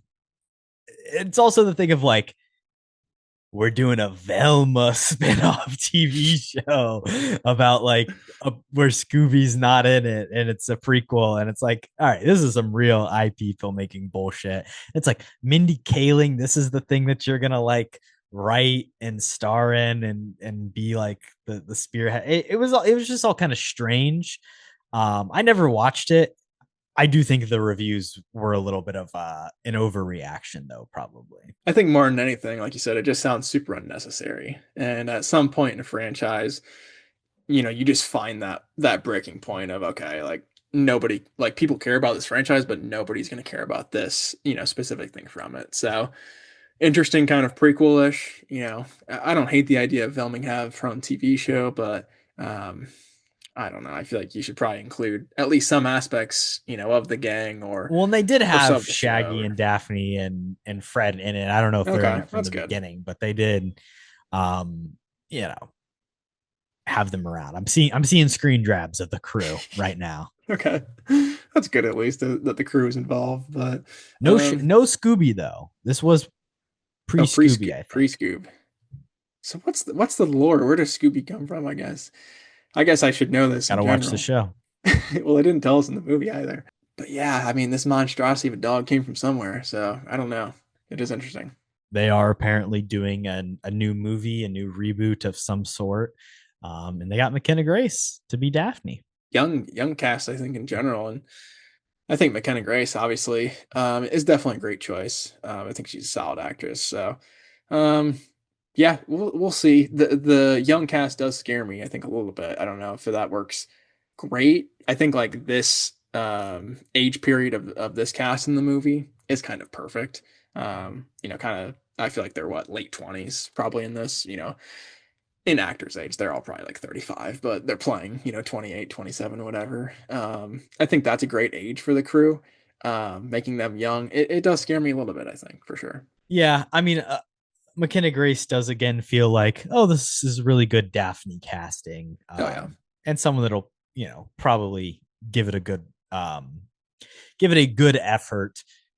She has a letterbox. She's grinding Scooby-Doo tape right now, watching some old animated ones. So I think prepping for that is beginning, filming probably soon. So I'm sure we'll see more. I don't know if they've like fully announced the rest of the cast, but it's a good start with Daphne there, I think. I would argue McKenna Grace is a better actor than Sarah Michelle Gellar. Yeah, I don't think I would have much argument there, to be honest.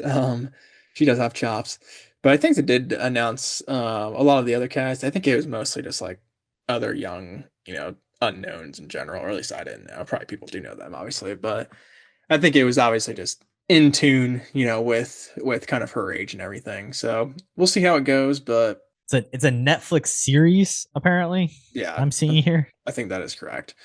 So yeah, quality wise could be questionable, obviously, coming from Netflix, but they made Stranger Things at the same time, so who knows? But they also made Stranger Things 5 more recently, which is telling. But yeah, it'll probably be bad, but it'll get a lot of views, I would think. I'll watch it probably. During their final summer at camp, old friends Shaggy and Daphne get embroiled in a haunting mystery surrounding a lonely, lost Great Dane puppy that may have been witness to a supernatural murder. Cool. So it's kind of, maybe it's a Scooby kind of origin with the gang, it sounds like, which is fun, and sounds like Daphne's a main character, which is a good move, I think, with that casting. So yeah, maybe it'll be good. I did want to shout out, I think there is one cat appearance in the movie. Yes. Well, they're on Spooky Air, which is, a great plane that I want to ride on. The biggest plane in existence, huge open, just walkways, everything's first class. And then there is a person with a cat just sitting on their lap. Which is a great dynamic because obviously Scoob is in grandma mode, acting like a human. So he's trying to, restrain himself. Obviously he just ends up barking and chasing after the cat on the plane, which I think is just another fun comedic scene. And he also decks Fred. He punches Fred directly in the face. So shout out Scoob for standing up for himself, man, and living for what he believes in, which is chasing cats, which I stand by. So I thought that was a fun scene. I question if he has enough pure of a soul to be wanted by Scrappy Doo, but he's still going to chase and kill a cat. I don't know. Obviously, he doesn't commit the murder, but we all know what he wants to do. So I had my eye on Scooby-Doo from the beginning. I don't know if I fully trust him after that scene. He's no Melvin. But yeah, that's a good point too. Like the whole story revolves around they just want Scoob's soul because he's I guess pure. He's this mutant dog. I think that's why they want it, I guess. I don't know how pure he is, like you were saying. So kind of is a dumb plot The dude device. ain't purebred, I'll tell you what. Like I said, I think he's half human, to be completely honest. Nothing else makes sense. I don't know. It's just the plot point for Scrappy, which along with everything else with Scrappy is just kind of tacked on. So, he doesn't seem very pure to me, other than in his grandma form. I don't buy it either, but you need a MacGuffin, and Scooby-Doo in this case is that, I guess. He's the thing everybody's looking for. I like the floating soul stuff when they're flying around. We do get a body swapping scene, which, can always be fun. Actors getting to act as different stuff. You do have Fred being a little creepy in the women's bodies, but what do you think about the body swapping? Is it as good as they do in Jumanji with Dwayne "The Rock" Johnson and Kevin Hart? I think I do like the Jumanji one better. I think Jack Black gets turned into Karen Gillan, which is pretty fun. But yeah, body swap stuff in general, honestly, I'm not a massive fan on. Obviously, you just have kind of like you said, the jokes with Fred of him swapping into the girl's body, which is just super obvious, I feel like. So yeah, other than like you said too, giving the actors something fun to work with that they don't normally do, obviously just basically doing impressions of each other, which I'm sure is super fun as an actor. But that was maybe the best CG of the movie, where they had just like this big bowl of everybody's souls, and they're all kind of passing by, and you can see whose faces, just barely, and they kind of float back, at hyper speed to their body and stuff. So I thought that was interesting to look at. But yeah, I think plot wise too, I don't love it, to be completely honest. I'm trying to think if the pensive has showed up in Harry Potter yet. Do you know what I'm talking about? Is that the rat guy? No. It is in Goblet of Fire. It's like there's like dish that Dumbledore's pulling his memories out from. Oh yeah. There's the stuff floating around. Yeah. That's the vibe I get of all the souls floating around. It's like the memories and the pensive from Harry Potter. It does look the same. Yeah, that is a good comp actually. They're both just big bowls with memories in a sense. So that is a good comp. All of the like cronies, henchmen, sidekicks are just like the most random looking dudes too. Like Yeah. it's not really a good crew that Scrappy's rocking. He's got like the one wrestler guy. He's got like a little person that wears face paint. Like he's just got all these like random guys that are helping him. None of them seem too terribly scary or intimidating, to be honest. Yeah, the one guy who gets taken down by the wrestling moves, he looks like a B-Tech juggernaut from Yeah. X-Men The Last Stand. And then yeah, one of the He's like most Nacho random fucking Libre. he is. One of the most random moments in the movie is when they're in the castle and Fred gets thrown through the glass. And then yeah, there's just this little person who's, running the machines and stuff. But they don't see him. Somehow he's hiding behind something, and they go through and check the place, but they don't find him, which is very confusing to me. Um, and then also with that moment, there's like two other times where somebody gets thrown through glass, and like they don't have any cuts. Fred, and then I think the whole crew almost the second time it happens, and then Daphne punches through, or she hits the wrestler, the B-Tech Juggernaut guy. Well, that's the thing. That guy would be dead. The guy Yeah. that she hits through the ceiling and he like lands on the side of the souls thing that has like a pointy edge to it. He would have been impaled to death. Yeah. Well, there's other than like the monsters, there's no like obviously, big deaths in this. Which I feel like there probably would have been, if this was a genuine situation. So maybe the kill count in the original cut as well was a bit more graphic. I'm not sure. Any final thoughts? My final thoughts actually was going to be saying fuck you to Tarantino again. But yeah, I would say, I think for me, I did. I think it's a movie that was a lot more rewatchable than I thought on my first watch too. So I think maybe my final thoughts are, give movies more than one chance. There's a lot of stuff that I recently have kind of been rewatching that I didn't love the first time. And I think in a movie like this that has so much references, so much going on, and for something that I did love as a kid, it's so easy for me to be nostalgic about. So go back and watch stuff that you didn't like. I think that's going to be another one of my recurring goals for the year. Because on my first watch last year with this, I kind of hated it.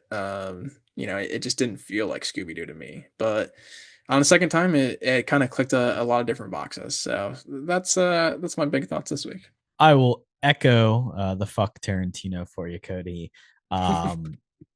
It is always good to return to movies, especially ones that like you didn't have a huge relationship to as a child. You can now kind of build that relationship for yourself. How do you grow with the movie? How does it come to you at different points?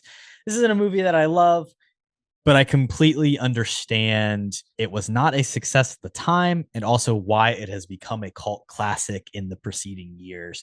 All that makes sense to me. It just isn't quite like vibrating at a frequency that works for me necessarily. But there's a lot to appreciate.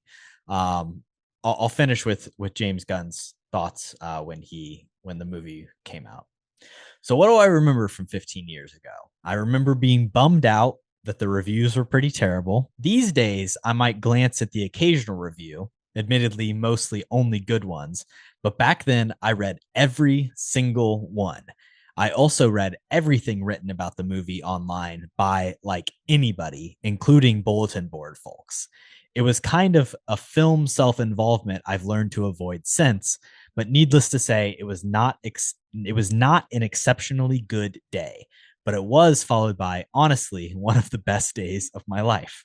At about 5:30 Saturday morning opening weekend, Lorenzo di Bonaventura, which incredible name, Lorenzo di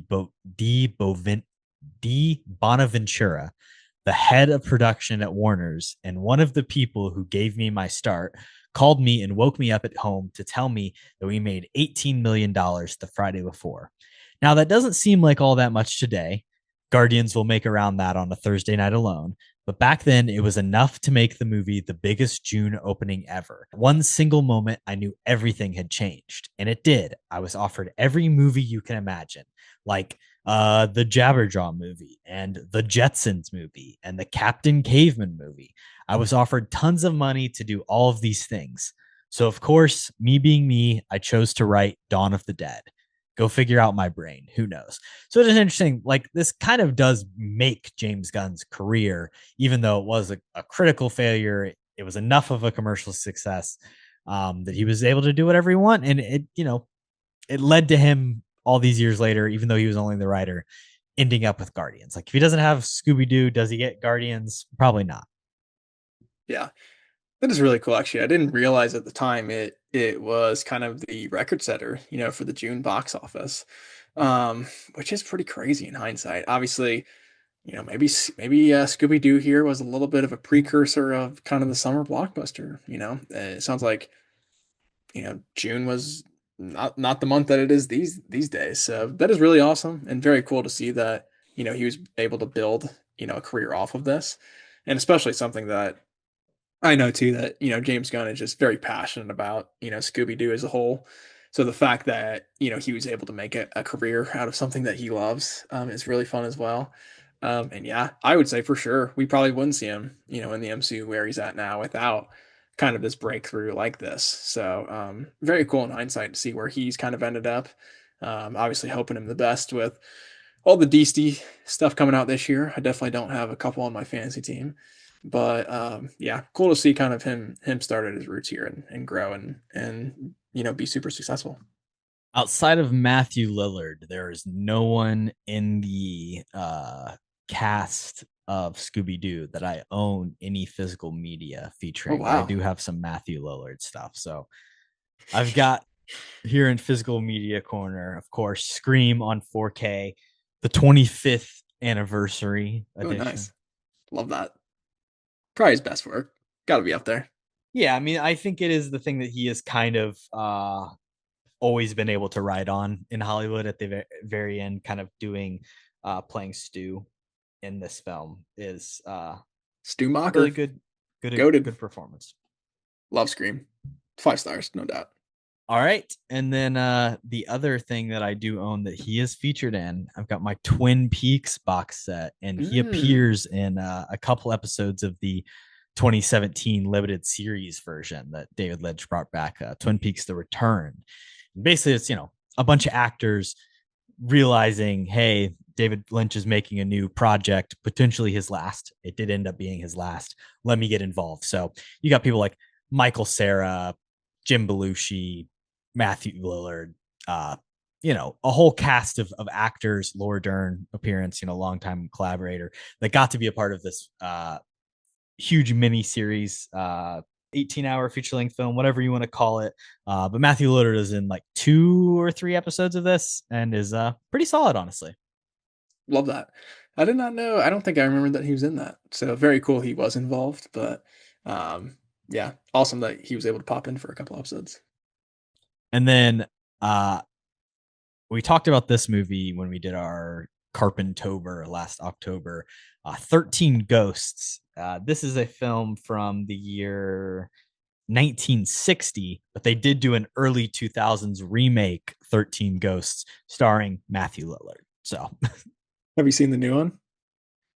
No, I've only seen the old one. This is the movie, though, where if you wear like the red glasses, then you can see the ghosts, or if you wear blue glasses, then you can't see the ghosts. You get to pick if you're a scaredy cat or not. That does sound very interesting. Yeah, no, I remember you talking about that. But yeah, hopefully the new one's not that bad. I don't think it's got very good reviews, to be entirely. I feel like just remakes like that usually don't go too well, especially in that time era. But maybe it's okay. Probably not. Came out a year before Scooby-Doo, actually, and it's got a 19% on Rotten Tomatoes. Hey man, Rotten Tomatoes is broken. We've covered that, but yeah. I mean, Scooby-Doo on Rotten Tomatoes is a 32%, so it's not like that is much different. That is probably lower than you would think. That's probably one of the better. Scooby-Doo's got to be one of the better Rotten in the 30s. I would say by far.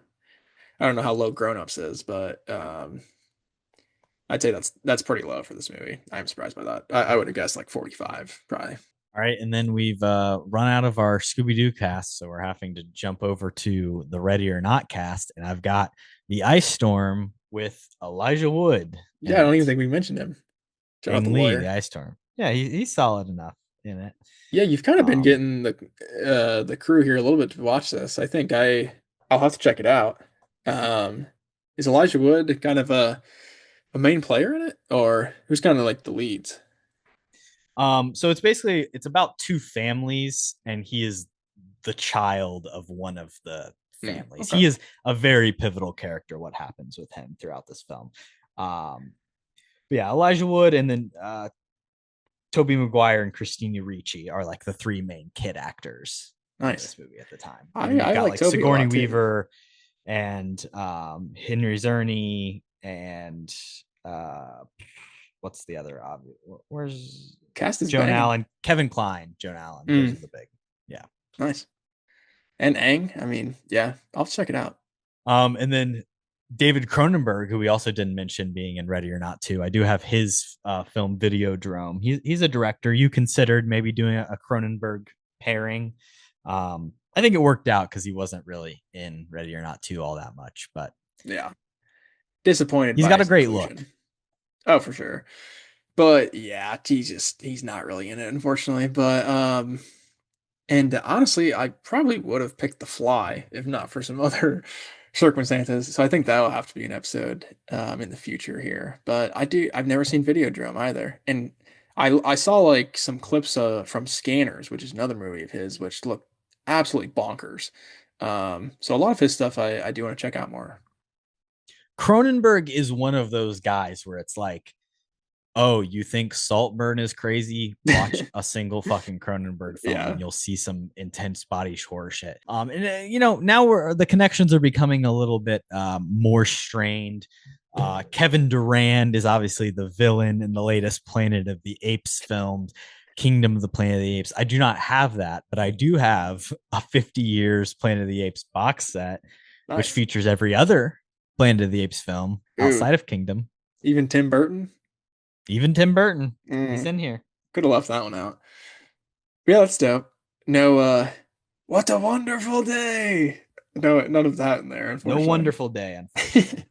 But Dawn.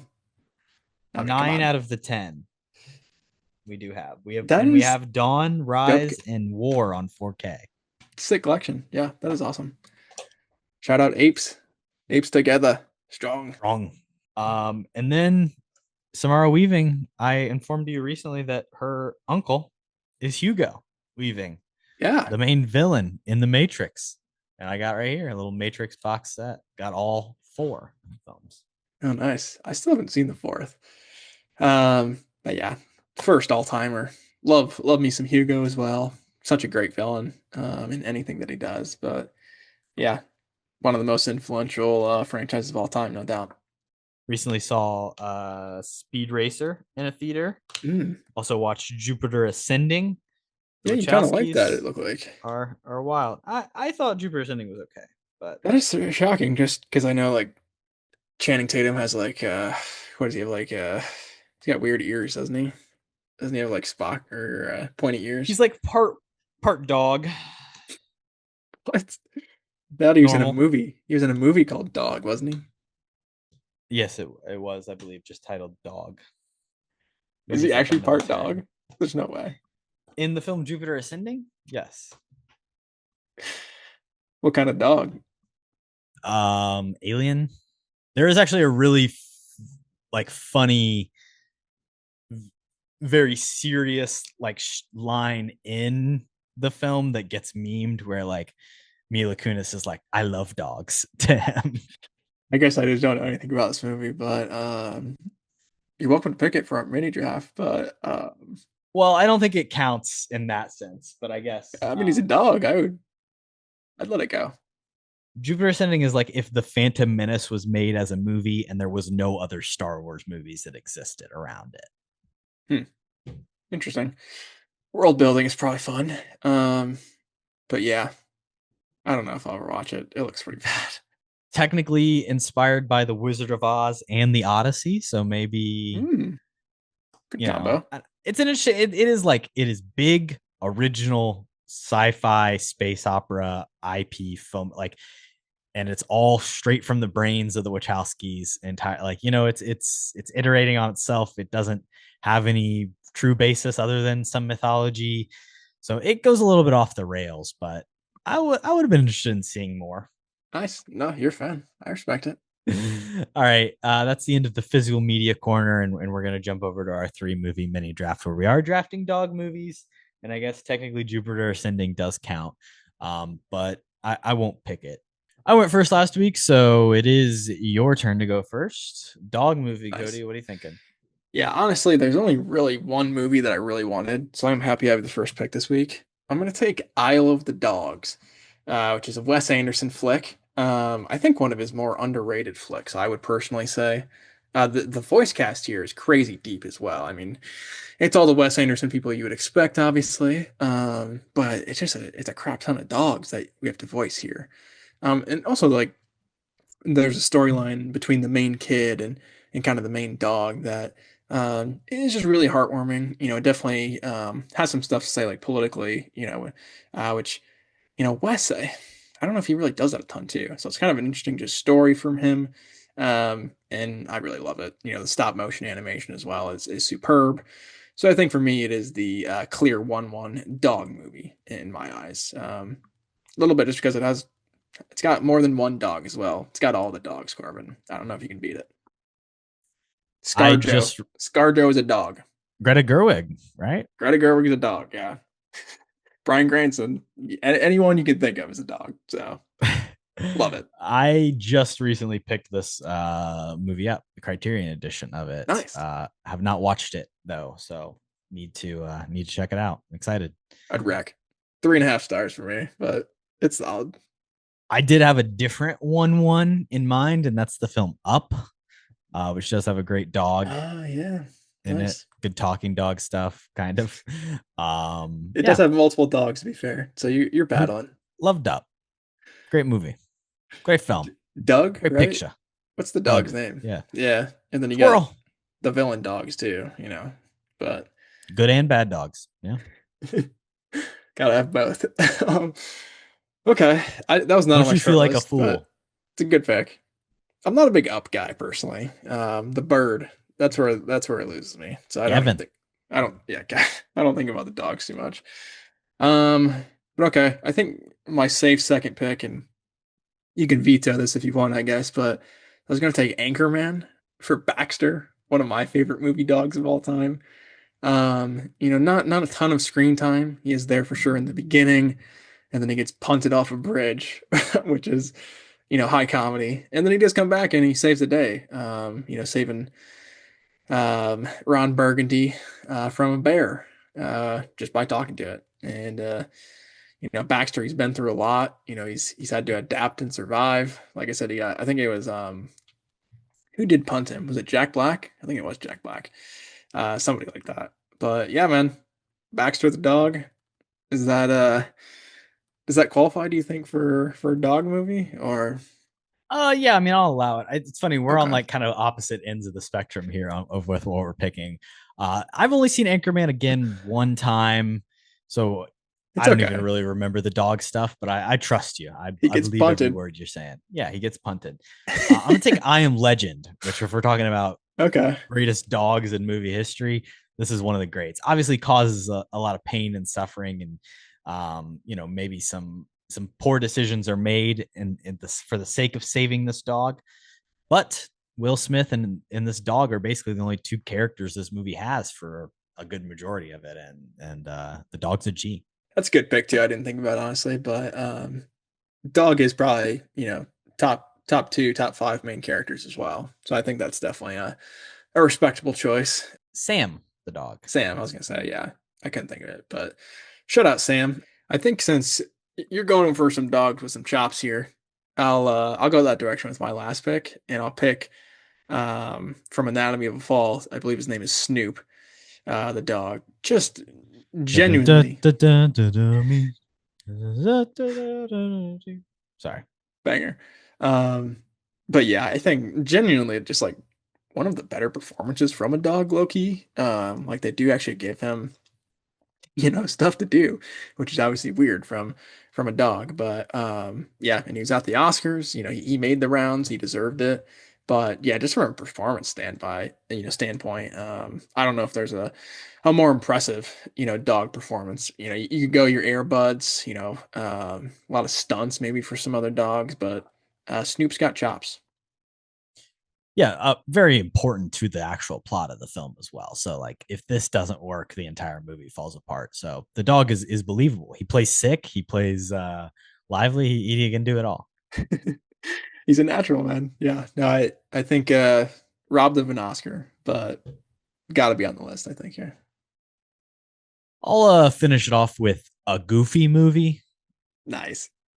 Banging soundtrack, banging music, good father son, road trip movie about, understanding each other. An all-time classic.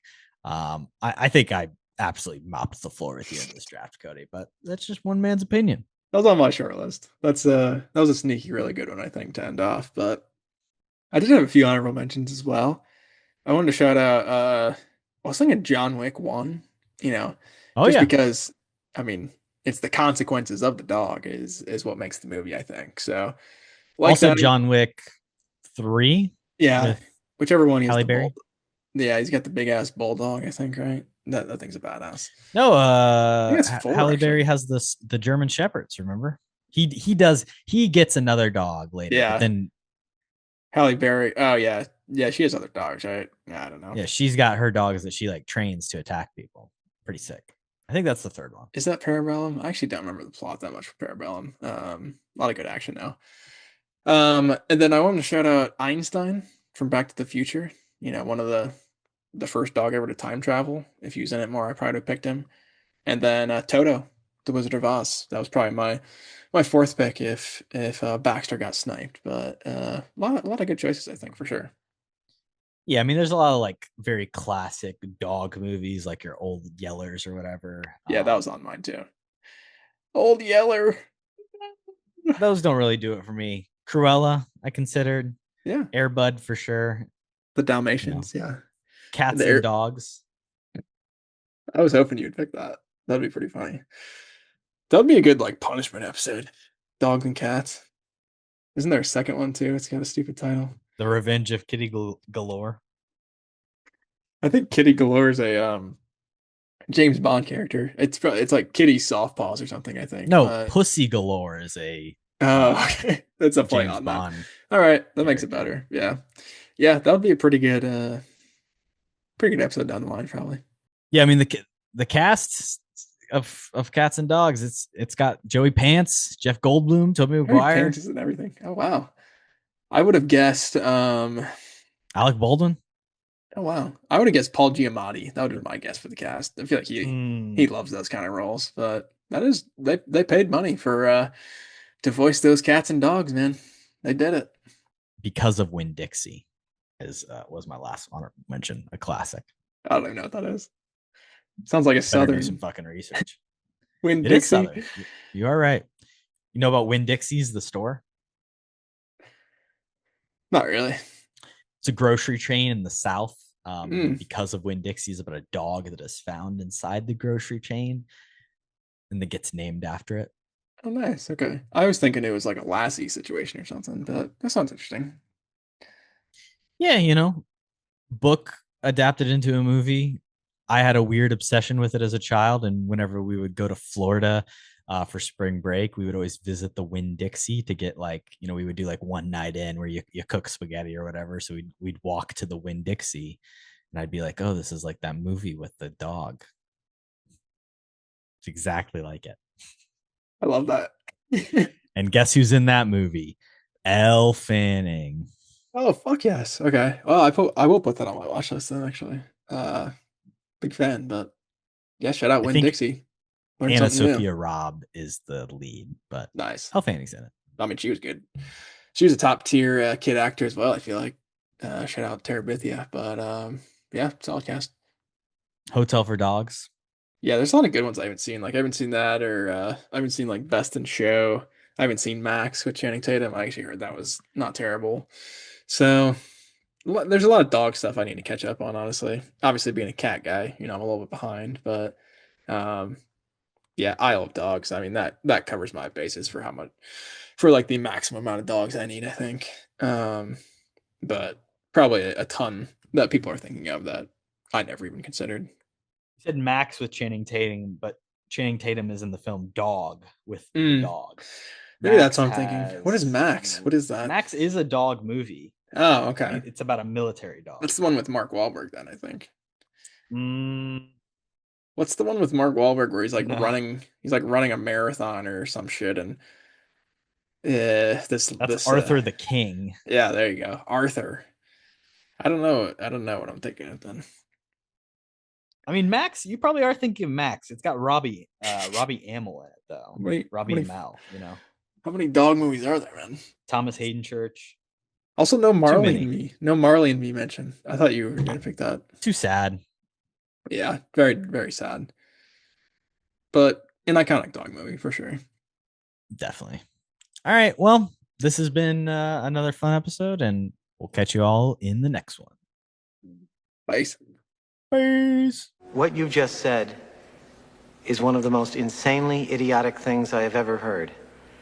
At no point in your rambling, incoherent response were you even close to anything that could be considered a rational thought. Everyone in this room is now dumber for having listened to it.